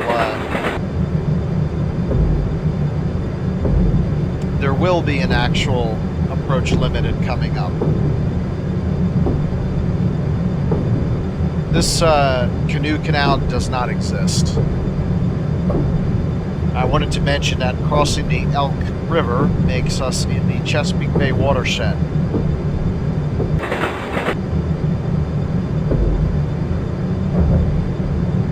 Okay, that appears to be our actual approach limited.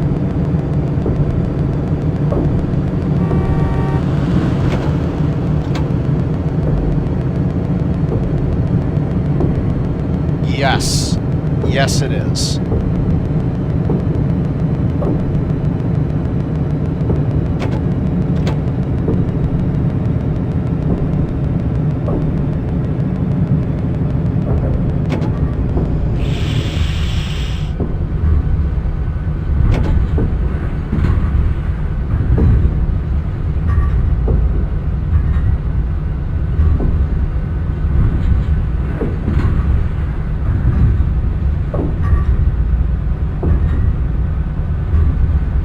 The fact that we're not doing 45 by the time we reach the approach limited is not a problem, because the only thing that actually forces speed are the clears once we actually get to the interlock.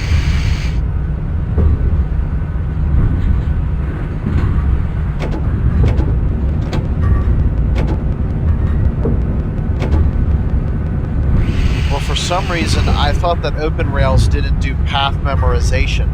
But it seems like it has, because, well, I didn't have to make the switch, even though I want to make the switch. That's how I set the path up. But I'm pretty sure that if it's on default, then I would have to throw the switch as I'm approaching, but it's good. I didn't have to.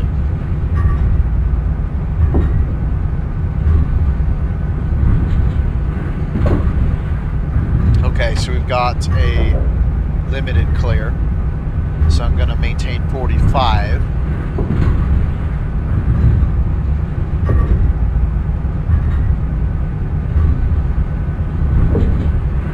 Yep, this is the signal we wanted.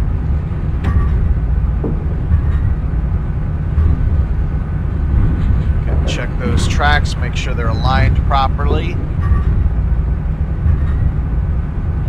And perfect, I didn't have to do anything. That's the way it works.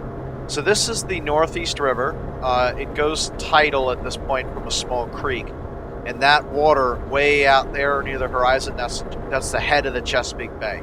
It's actually shaped like a head, or a pumpkin to be more. It's like a pumpkin with the root tilted to the northwest, kind of.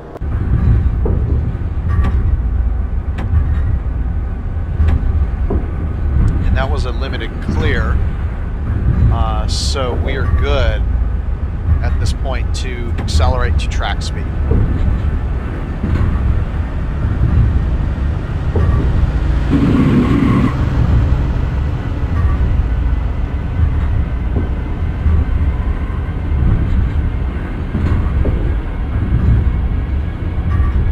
So the Northeast actually splits into the Northeast and Little Northeast.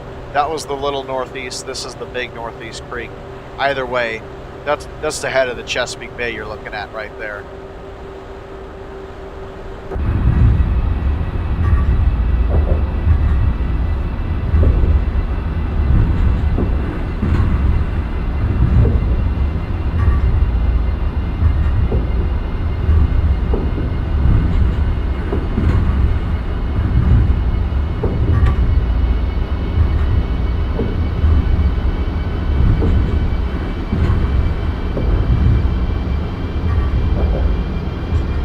Alright, so the next approach limited I'm expecting is at the Gunpowder interlocking.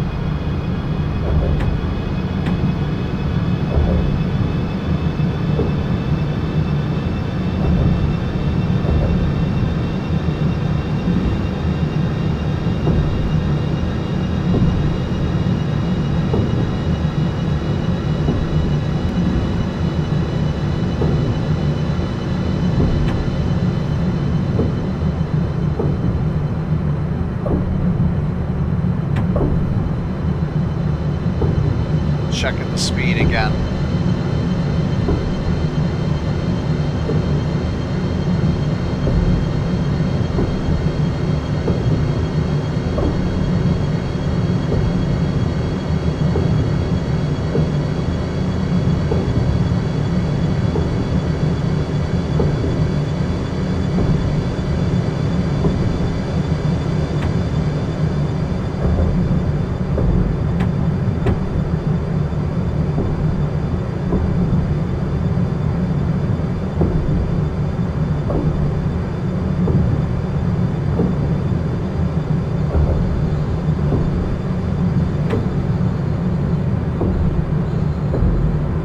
Closing the throttle for a curve that we're coming up to right about now.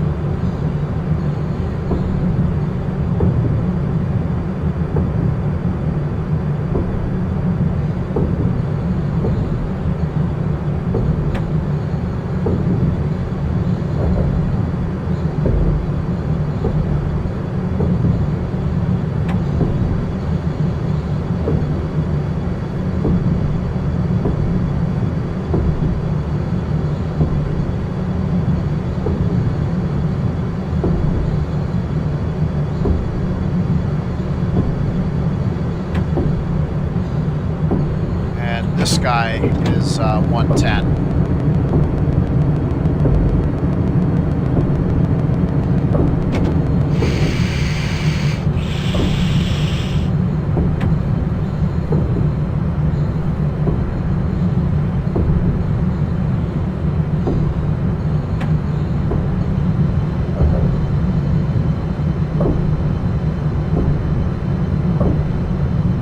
Okay, we're coming up to Perryville now, which is the first MARC station. This is where my full-length Penn Line series trains either begin or end, in that yard over there to the right, the maintenance yard. Hello, I did not need to turn the cab light on yet.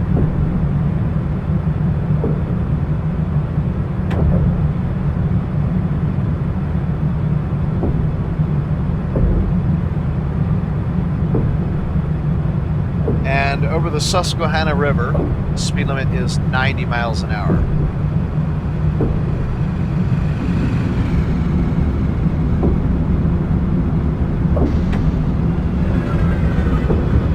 And ladies and gentlemen, the longest river on the East Coast.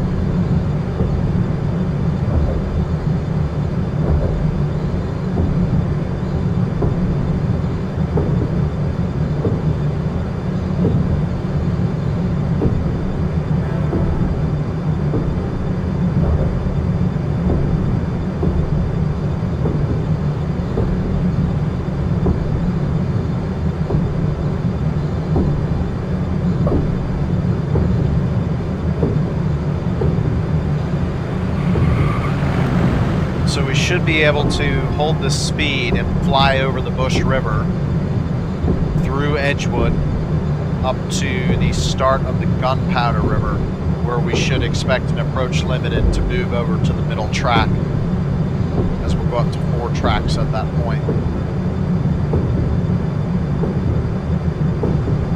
And we are coming up to Aberdeen, and our excessive speed, I'm going to sound the horn just in case, because that's not fun.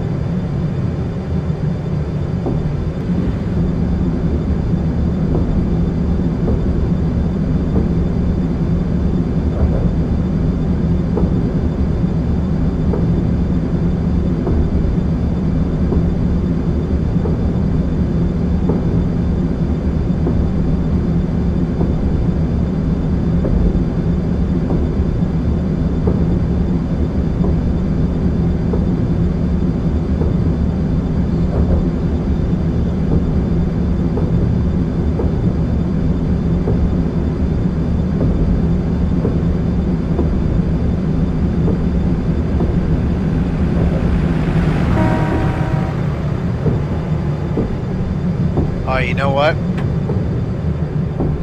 That's a real approach limited. Forgot about that. This track, I believe, ends.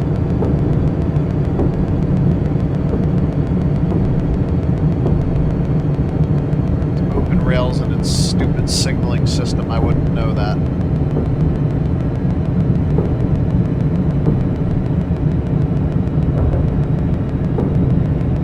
And you can tell because if you look at the switch monitor up here, you will see that we're actually slated to come on from one side. So that's how you know it's real.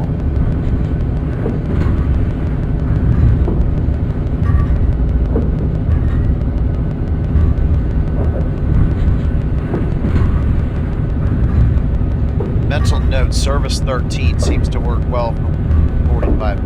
Okay, so that's an advanced approach. So I'm going to continue slowing down to 30. Yep, we're got a full approach.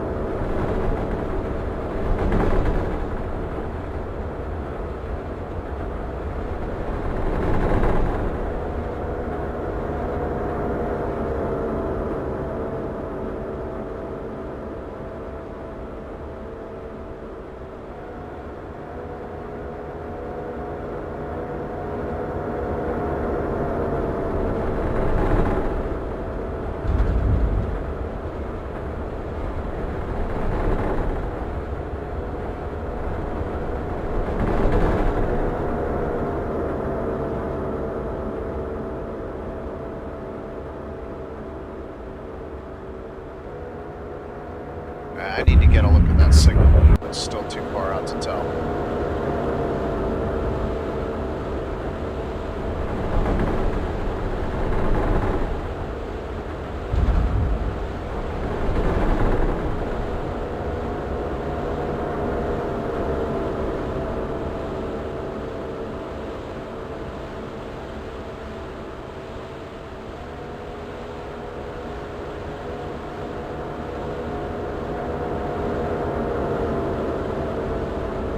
Okay.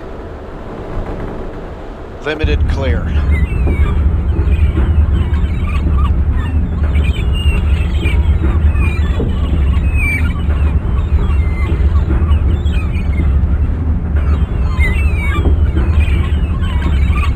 So much for flying across this bridge.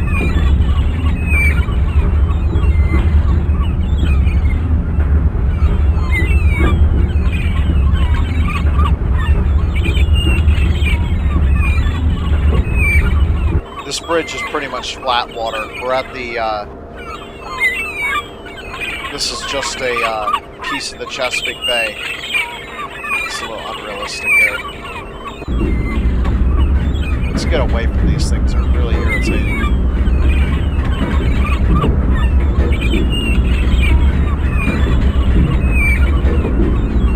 You should be able to see the CSX Philadelphia sub up this way. Yep, that's it right there.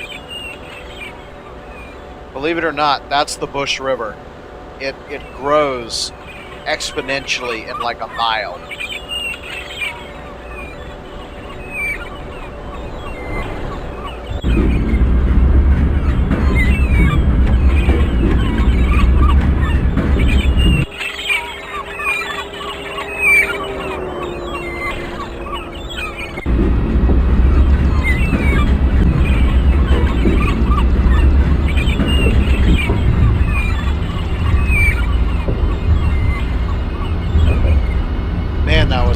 I couldn't do anything about it.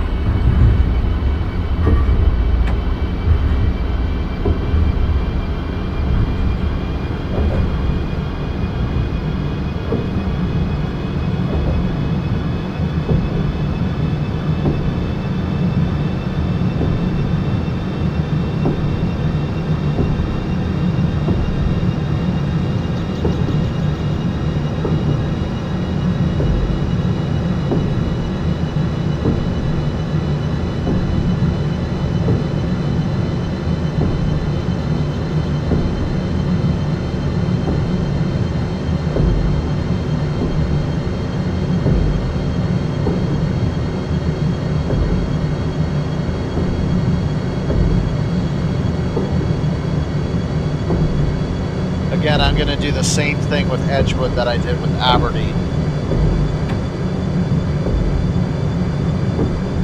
You only get these kinds of situations in Maryland because in New Jersey and Connecticut, there's always 4 tracks.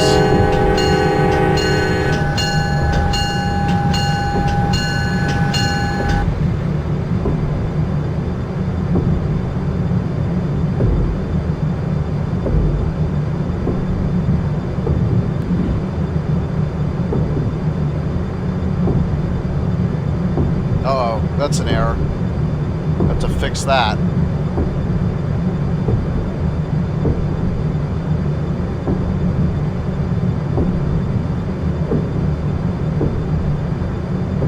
Okay, should get an approach limited very soon.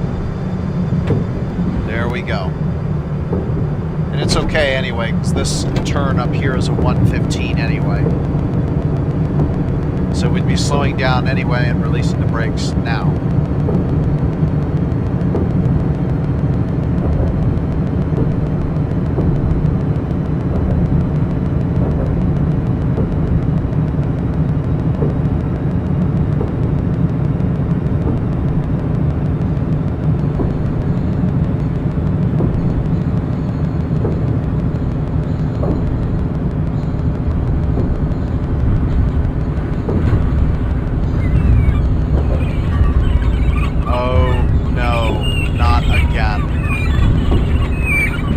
That's an approach medium. I'm going to expedite my deceleration here.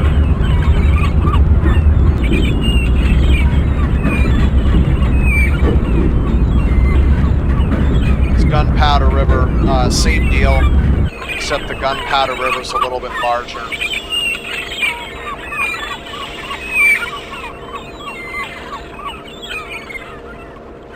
And that out there is the Chesapeake.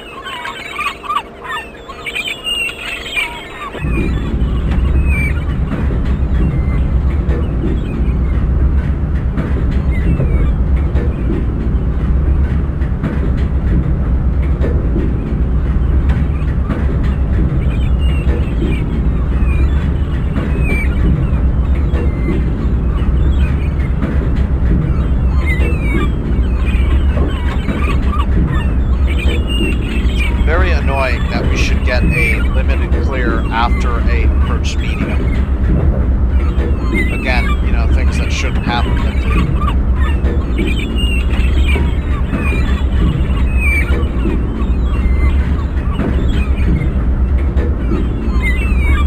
Well, in 2 minutes we're going to be late in Baltimore. Oh, that's a stop. That is a stop.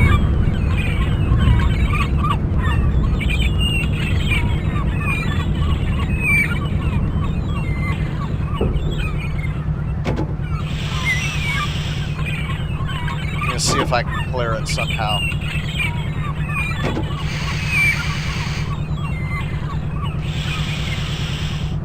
Either way.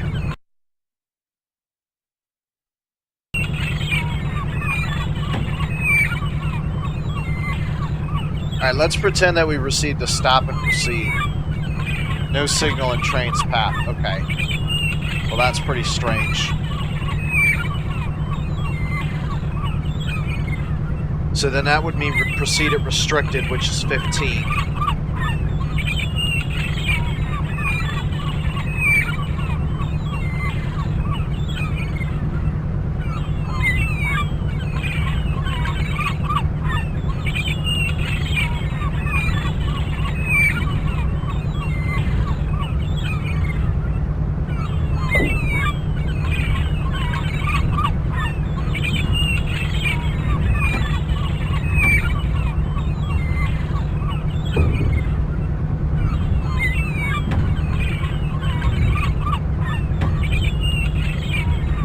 Might want to go forward about a minute to see what happens. I could receive a clear 100 in 2 seconds, or I could be at this for quite some time. And this is beyond the speed where this makes it any less boring. So, yeah, don't bore yourself. I mean, the only thing that might be excited is staring at the individual rails as they go by. Ah, there we go. Okay. So we got a medium clear. I'll take it.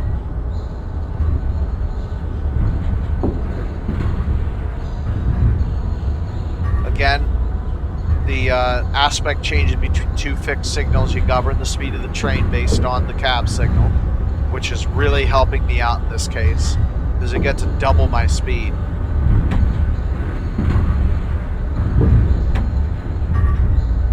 Okay, now this works again.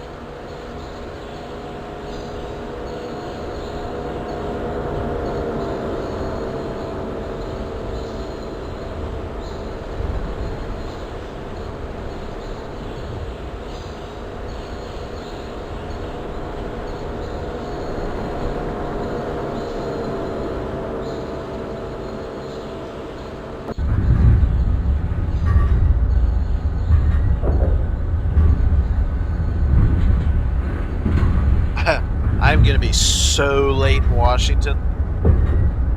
I'll be able to joke about it.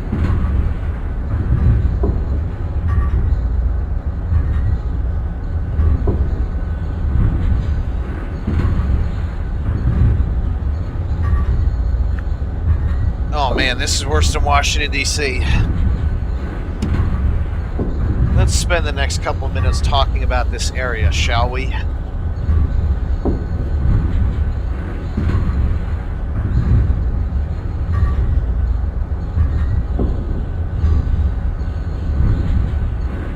Okay, we're slowly approaching what is known as Middle River, Maryland.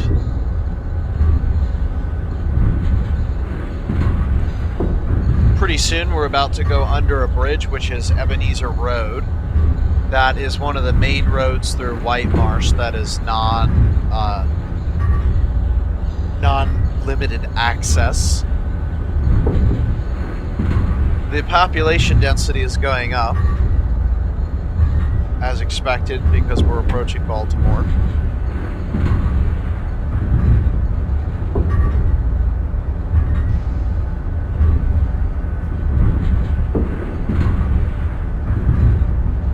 Let's see if I can get some more crazy information that I'll generally throw as a trivia.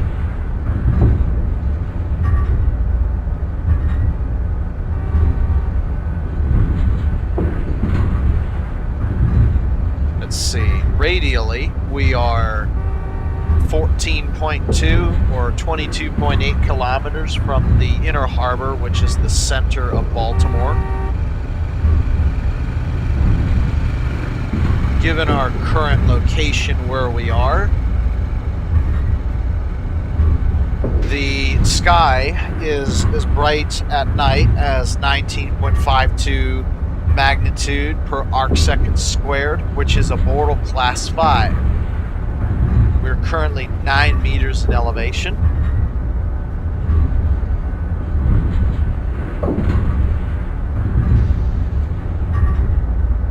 Coming into the town of Chase, which I think, oh, you know what? I think I had, yeah, someone commented earlier that this was the site of a terrible train wreck explosion.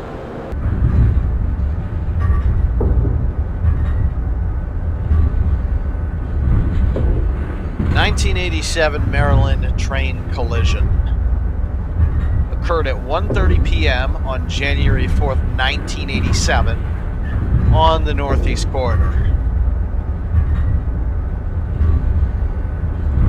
At Gunpowder Interlocking, so we just actually passed it, about 18 miles northeast of Baltimore, Amtrak Train 94, which is a colonial, which is now taking the form of the Northeast Regional.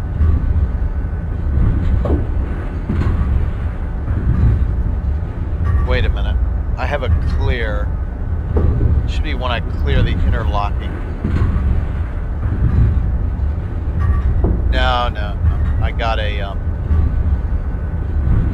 actually can't tell because the cab aspect's not doing it the right way, so I'm going to do things the safe way. We should get 100 pretty soon anyway. Let's see. Crashed into a set of Conrail locomotives running light, which had fouled the main line. Oh, that's a big problem. Train 94's speed at the time of the collision was estimated 108 miles an hour, which makes sense. It'd be doing about 110 limit. 14 passengers on the Amtrak train died, as well as the Amtrak engineer and lounge car attendant. Dang, that sucks. The Conrail locomotive failed to stop the locomotives before the gunpowder interlocking, and it was determined that the accident would have avoided if they had listened to the signals, which is what I'm doing now. And that's a disaster. It was Amtrak's most deadly collision ever. However, in 1993, you had the Big Bayou Canot rail incident on the Sunset Limited, and that was terrifying. When that happened, I had nightmares anytime I was around a superliner train. It was, mind you, I really liked trains when I was a kid, but having nightmares around them is not fun, because that is fire and water at the same time. What? No, come on, don't do this to me. What is this?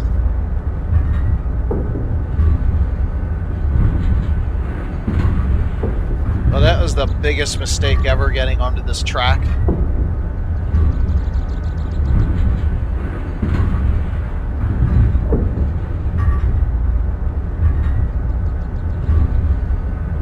Okay, when I get the clear signal, I am going to gun it at 100. And we're going to see how much effort this train can produce.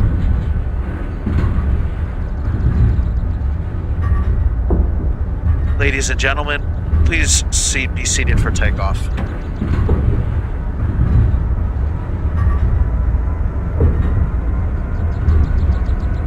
Oh yeah, okay. Oh my gosh. Oh wait, that's not our real speed. That's the, we had wheel slip. Wow. Okay, that's how powerful the train is.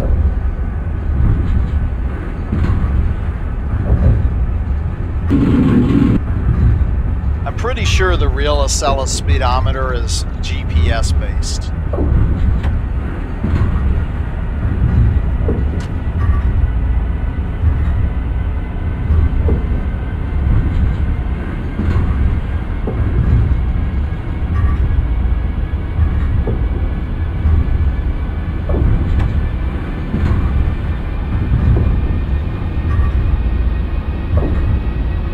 Oh, that clear signal. Thank goodness.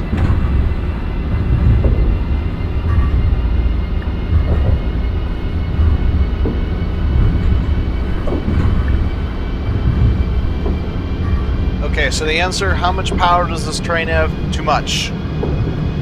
And that's Martin State Airport, Mark Station.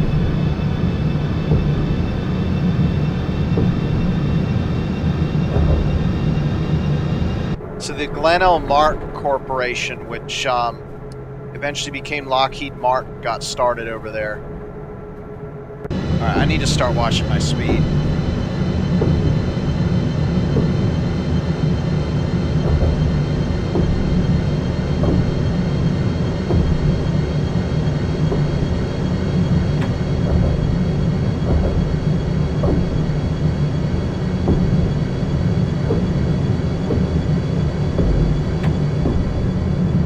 Crossed 85, which means we're speeding now. Or wait a minute, no we're not.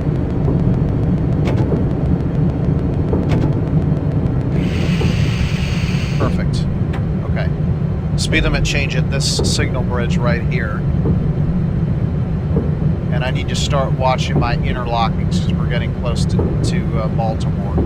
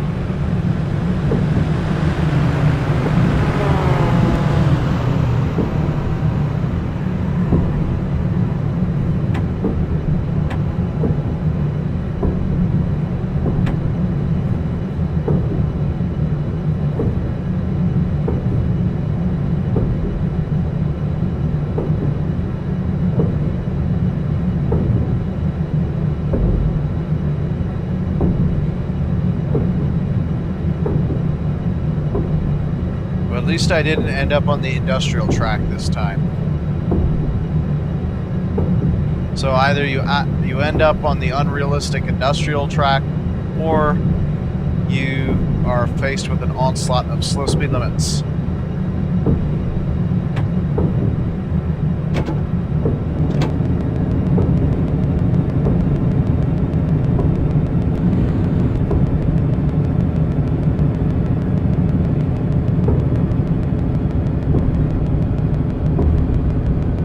Well, it happened again. Or you can do both. You know what? The track on the right, the number 1 track, was a better choice.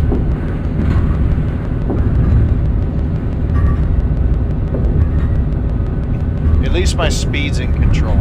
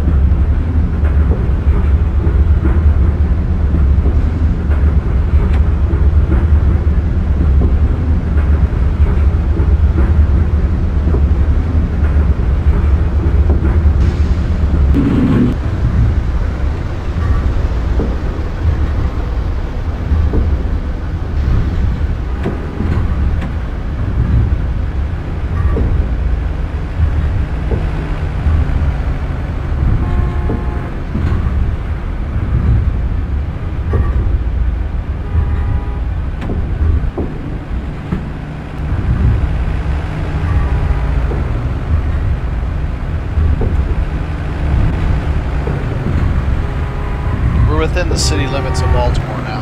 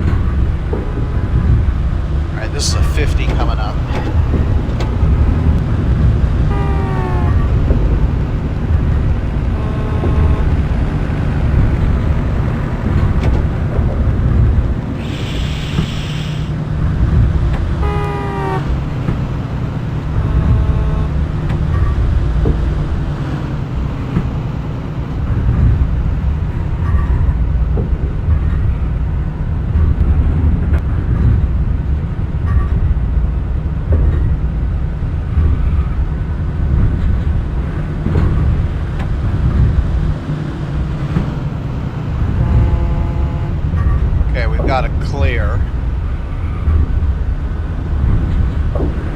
And we're coming up to the tunnels.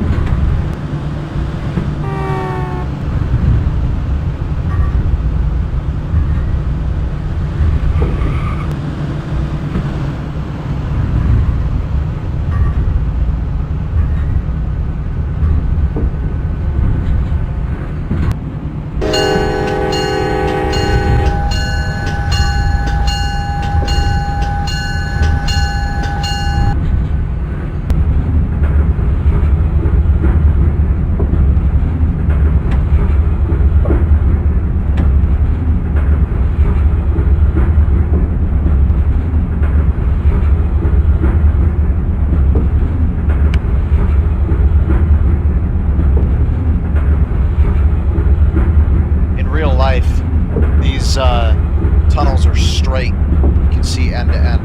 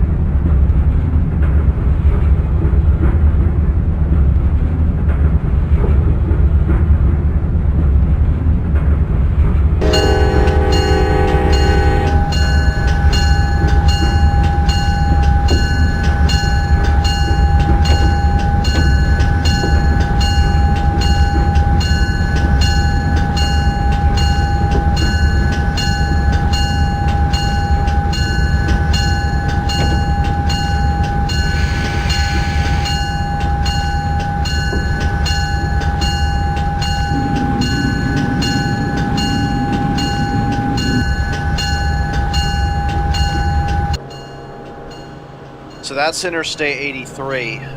This T-junction no longer exists.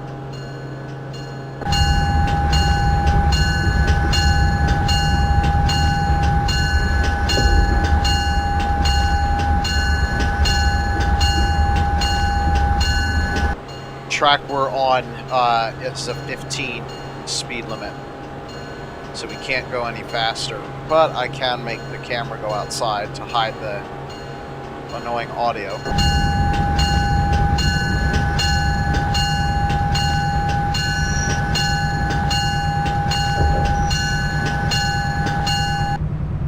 Ooh, 19 minutes late. Holy cow. Well, the good thing is that it looks like my switch again is handled for me, which means I don't have to worry about anything. That makes me really happy that we're getting switch memory. That's something that we didn't do in the previous train simulator. You might have remembered on my way to the Boston trip, I had to very carefully work the system, but I didn't put enough detail into exactly how I wanted the tracks to lay out. Anyhow, oh man. Well, that's rather unfortunate. I tried to get the entire train on the track. It's close to that tunnel, which I don't like. Whatever. Okay, next station is going to be BWI Airport, Baltimore Washington International Airport at 33, and we're already late. Nothing I could do about it.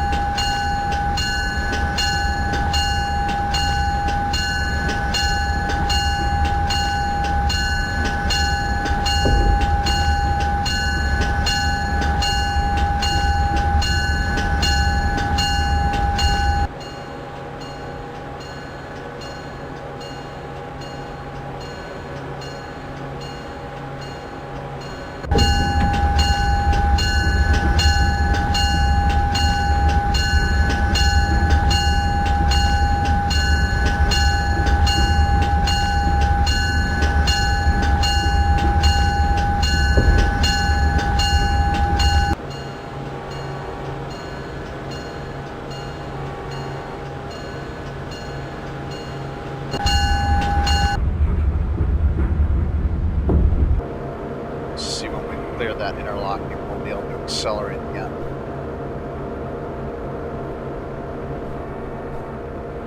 So Interstate 83 is out there, and in modern times you'd have the Baltimore Light Rail, a track coming down from up there. All right, we're good to go.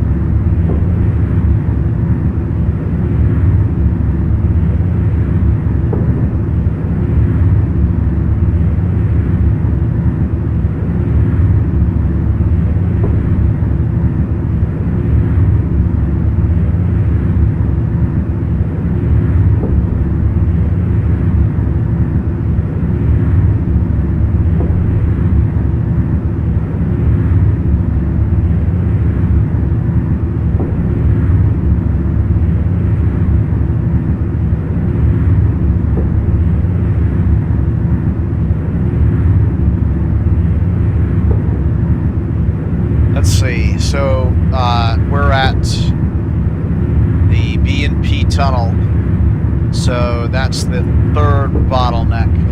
I think we went through 3 bottlenecks. We went through, let's see, we went through the North River tunnels, then the Elizabeth S-curve, then the Susquehanna bridge. So this is number 4 actually.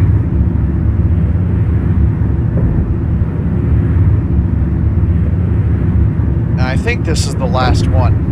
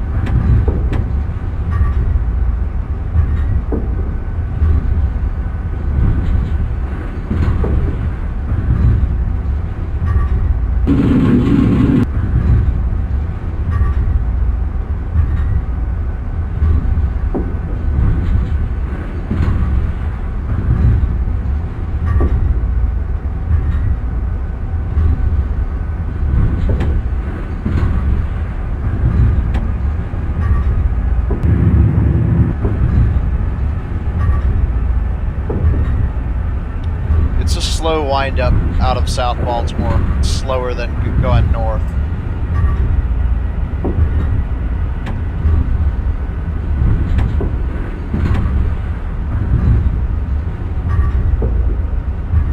And we are below 60 miles an hour, so I won't put the bell on for this MARC station, West Baltimore.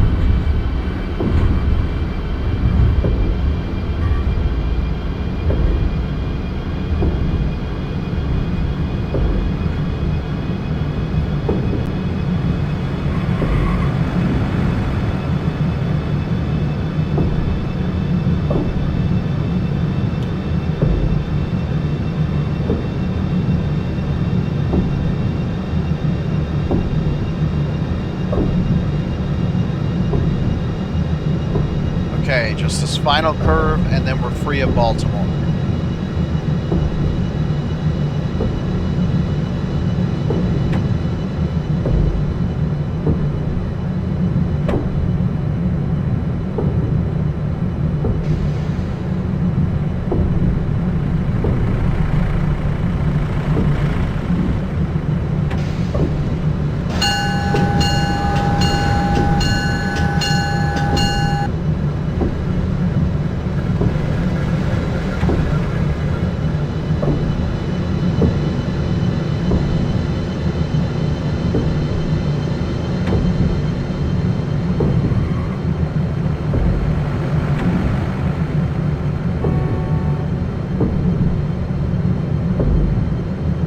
Looks like it's doing it again.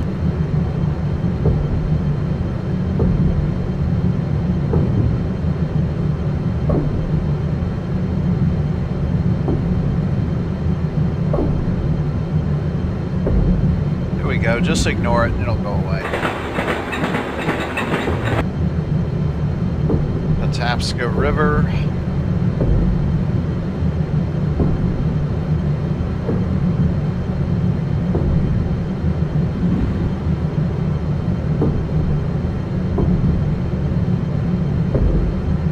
Alright, BWI Airport and Route 128 are the hardest stations to slow down for because you're going from the full speed limit to a dead stop.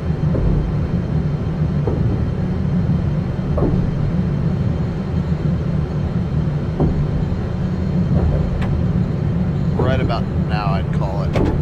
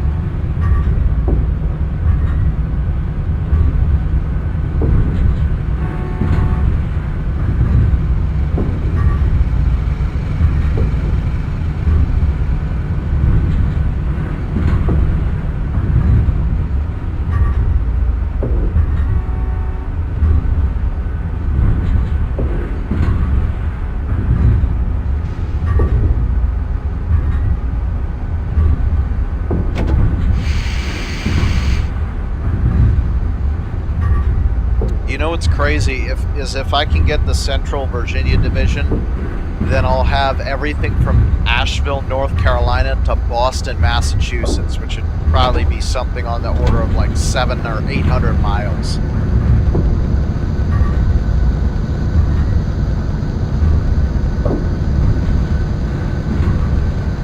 Which is probably almost or about as long as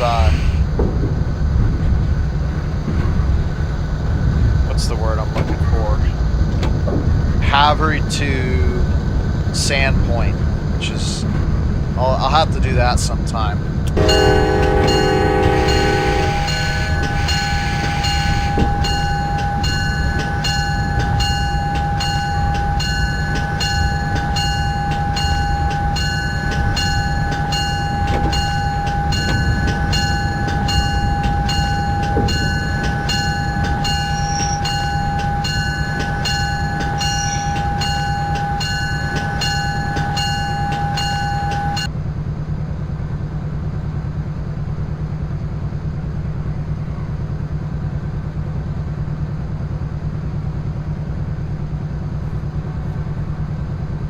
19 minutes late.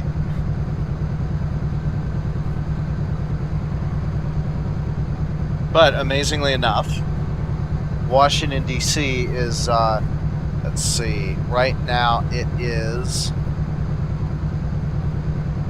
28 miles away. And we're still not due for another 8 minutes, if you can believe that. That's how long it takes to get into Washington, D.C.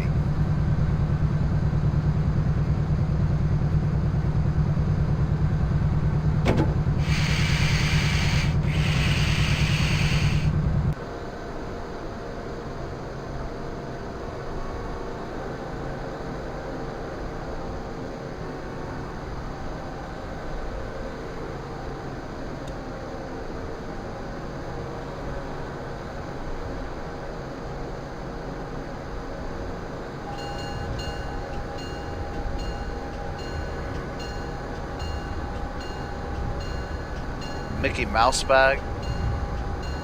Crazy.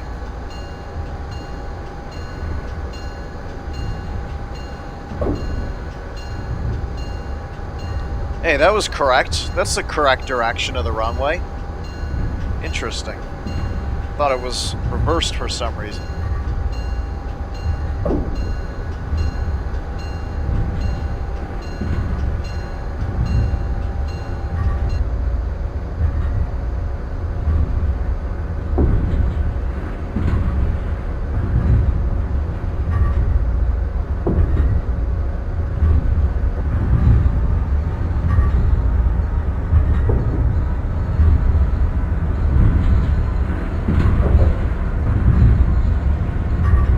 Gonna need to take another approach limited in here because we're gonna move from the number 1 track back to the number 2.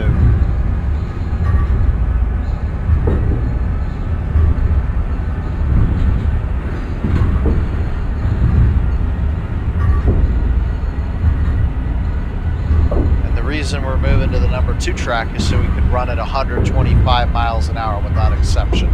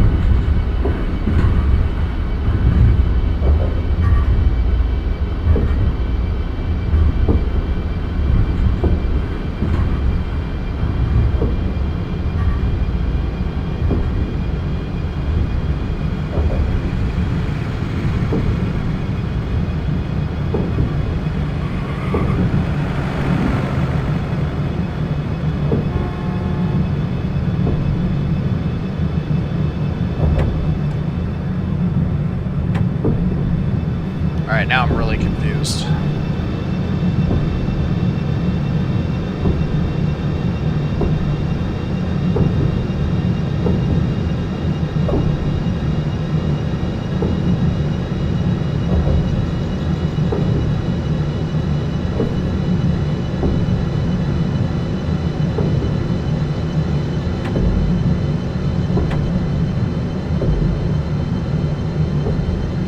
That's definitely gone.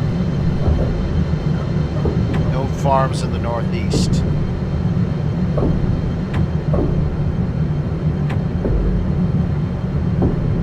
Okay, there it is. So I guess the key is just to look for the arrow.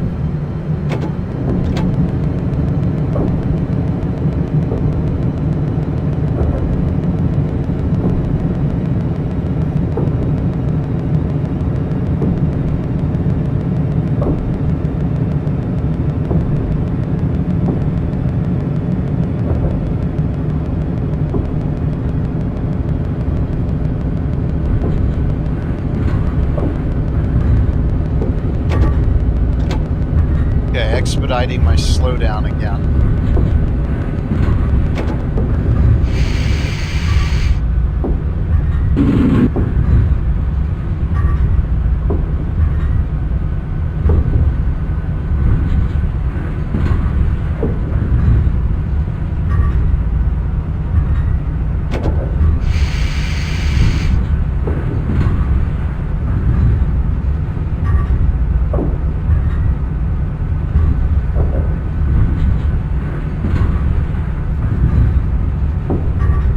And it's a limited. Approach limited. Should get limited clear. Oh, we're not at the interlock yet. Sure, just keep wasting my time like that. I really should set these things up rather than just drive. Makes for a much more realistic simulation.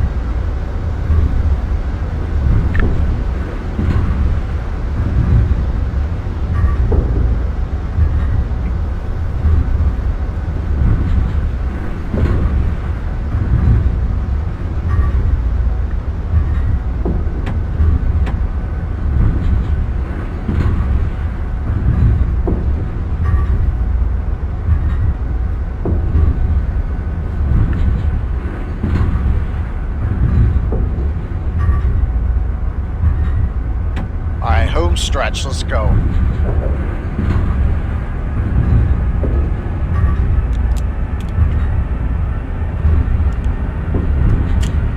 Should be uninterrupted until we get down to about milepost 126, 127 around the New Carrollton area.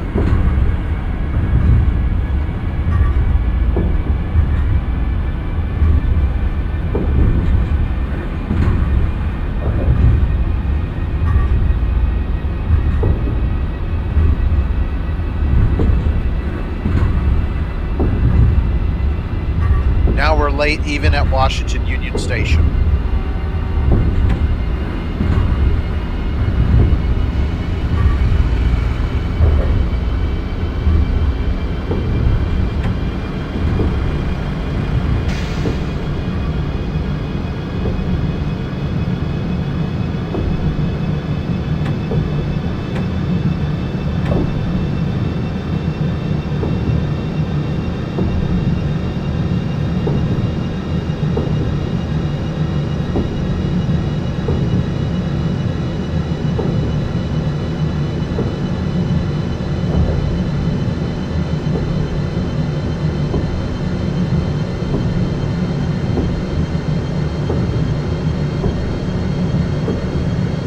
Signal, and boy do I hope it stays that way.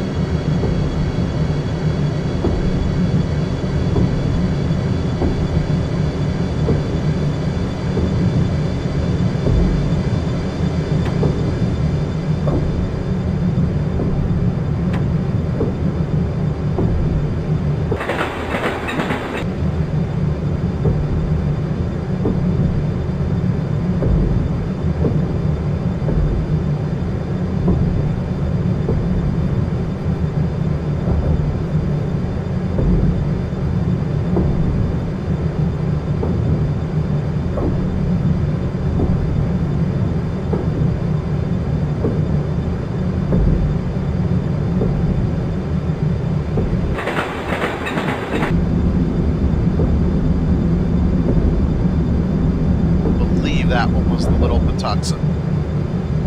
Should be one more, and that would be the Big Patuxent.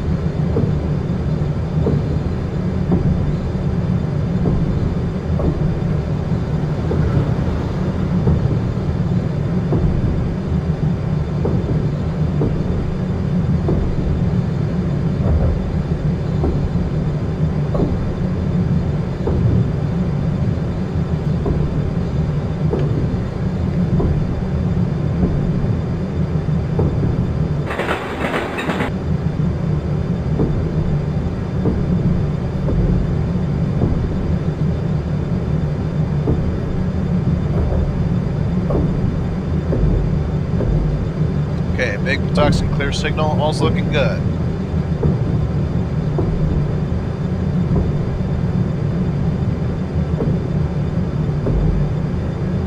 So we got just a few handful more miles before we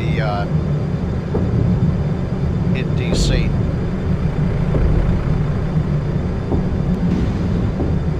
So because we're on the old one now, this location of the Bowie State Station's a little incorrect. It's on the curve nowadays. And way back when it was located right here, next to the interlocking tower there.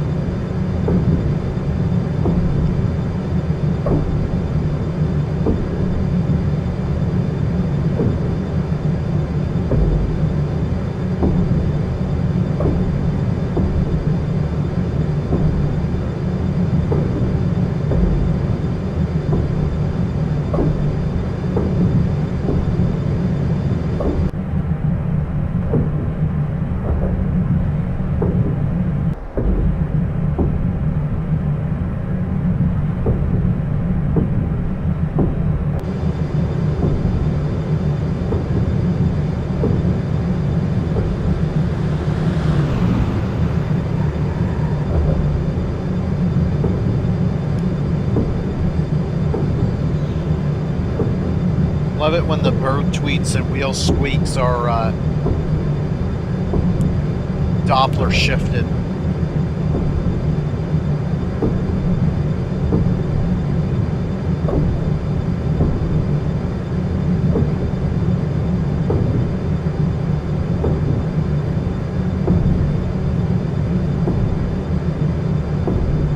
I'm wondering if you could somehow filter out all the sound. You do like 660 miles an hour if you'll hear the birds going by going tweet, tweet, and then on the high-speed side sound, you know, like a dog whistle.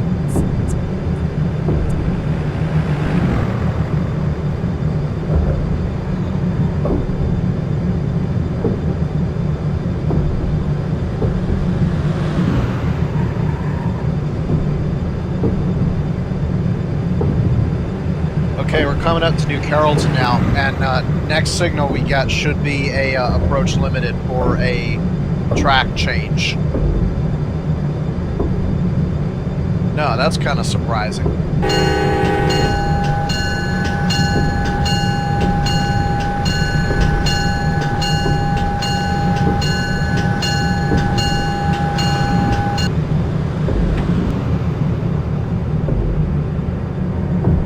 To hit the brakes hard on this one.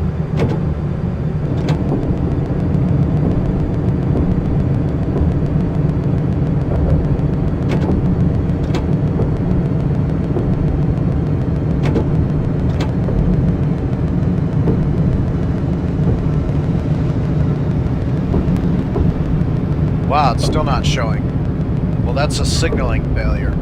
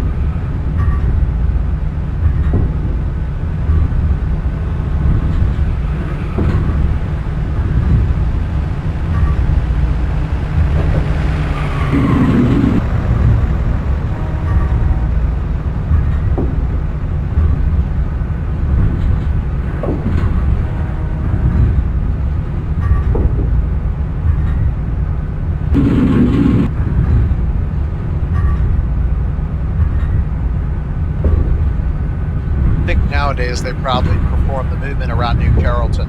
It's way safer to slow a train down next to a station than have it blow by at 120.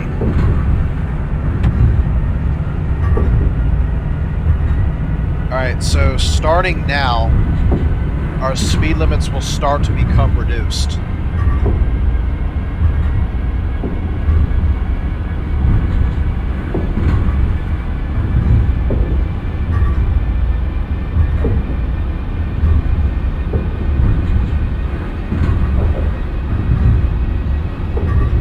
That is the Washington Metro orange line on the left.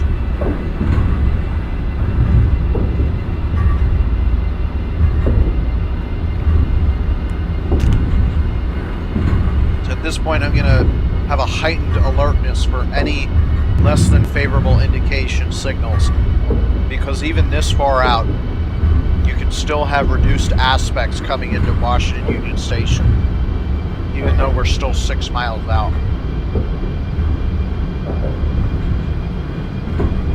It's kind of the same effect when an interstate dumps you out into the city. Everyone backs up at the first traffic light.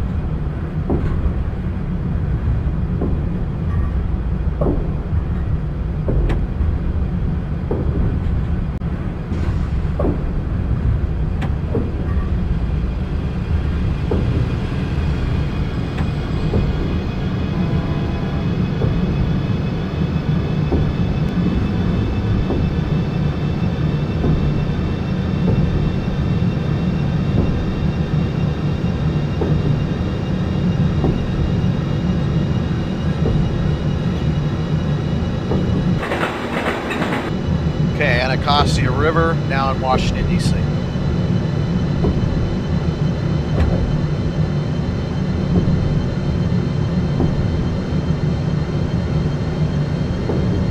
Because Washington, D.C. is a planned city, the approach is ideal.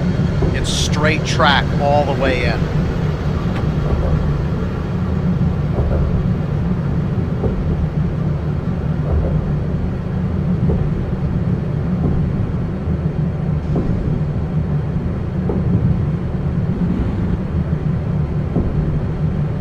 Okay, dispatch says we're going into track 11, just as long as it's not 15. I mean 15, it's like a stub. It doesn't go all the way under the building.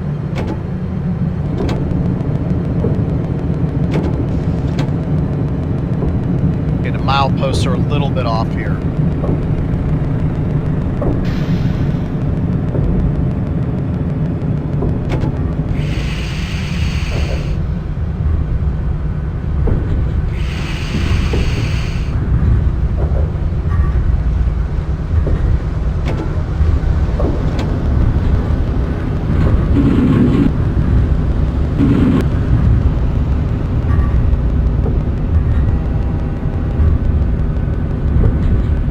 Good so far.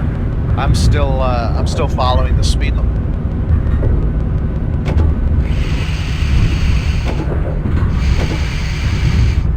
And perfect. Could not be any better on that deceleration.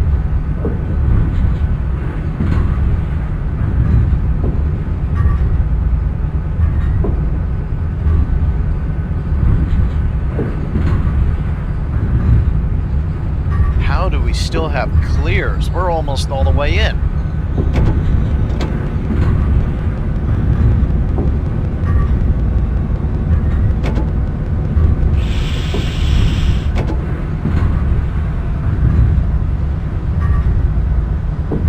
Okay, New York Avenue underpass.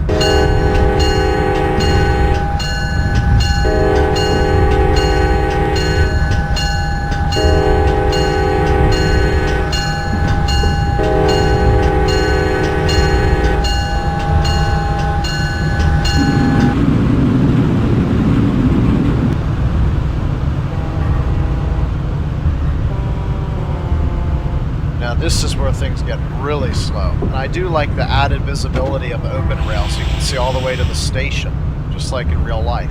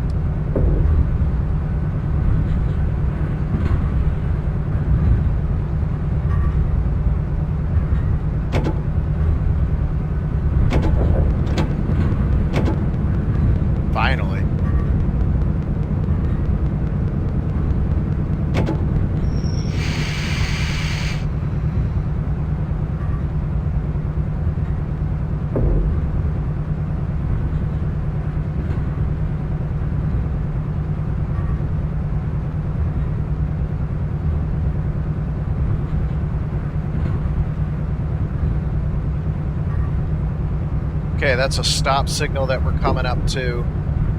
It'll be right at the bumper that's straight in front of us.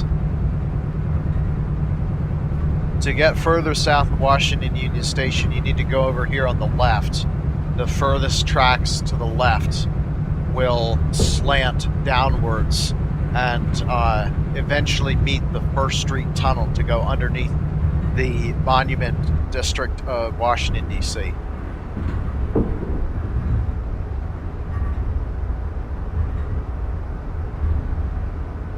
Okay, one final time with the annoying bell.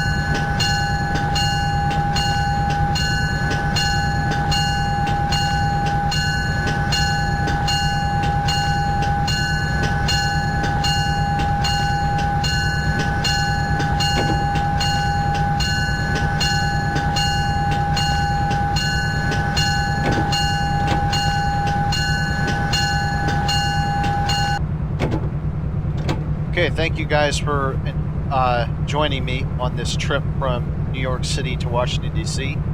We're here. I'll probably plan a few more things like this in the future. But for now, we are done. So I'm going to let the brakes recharge before putting the pantograph down, because if I put it down now, the compressor will shut off. Whoa, a bit disoriented here. Looking at the parking garage there. So yeah, here we are at the end of the Northeast Corridor. If you go further south, it's no longer the Northeast Corridor, but the RF&P subdivision. So I will see you guys next time. Bye-bye.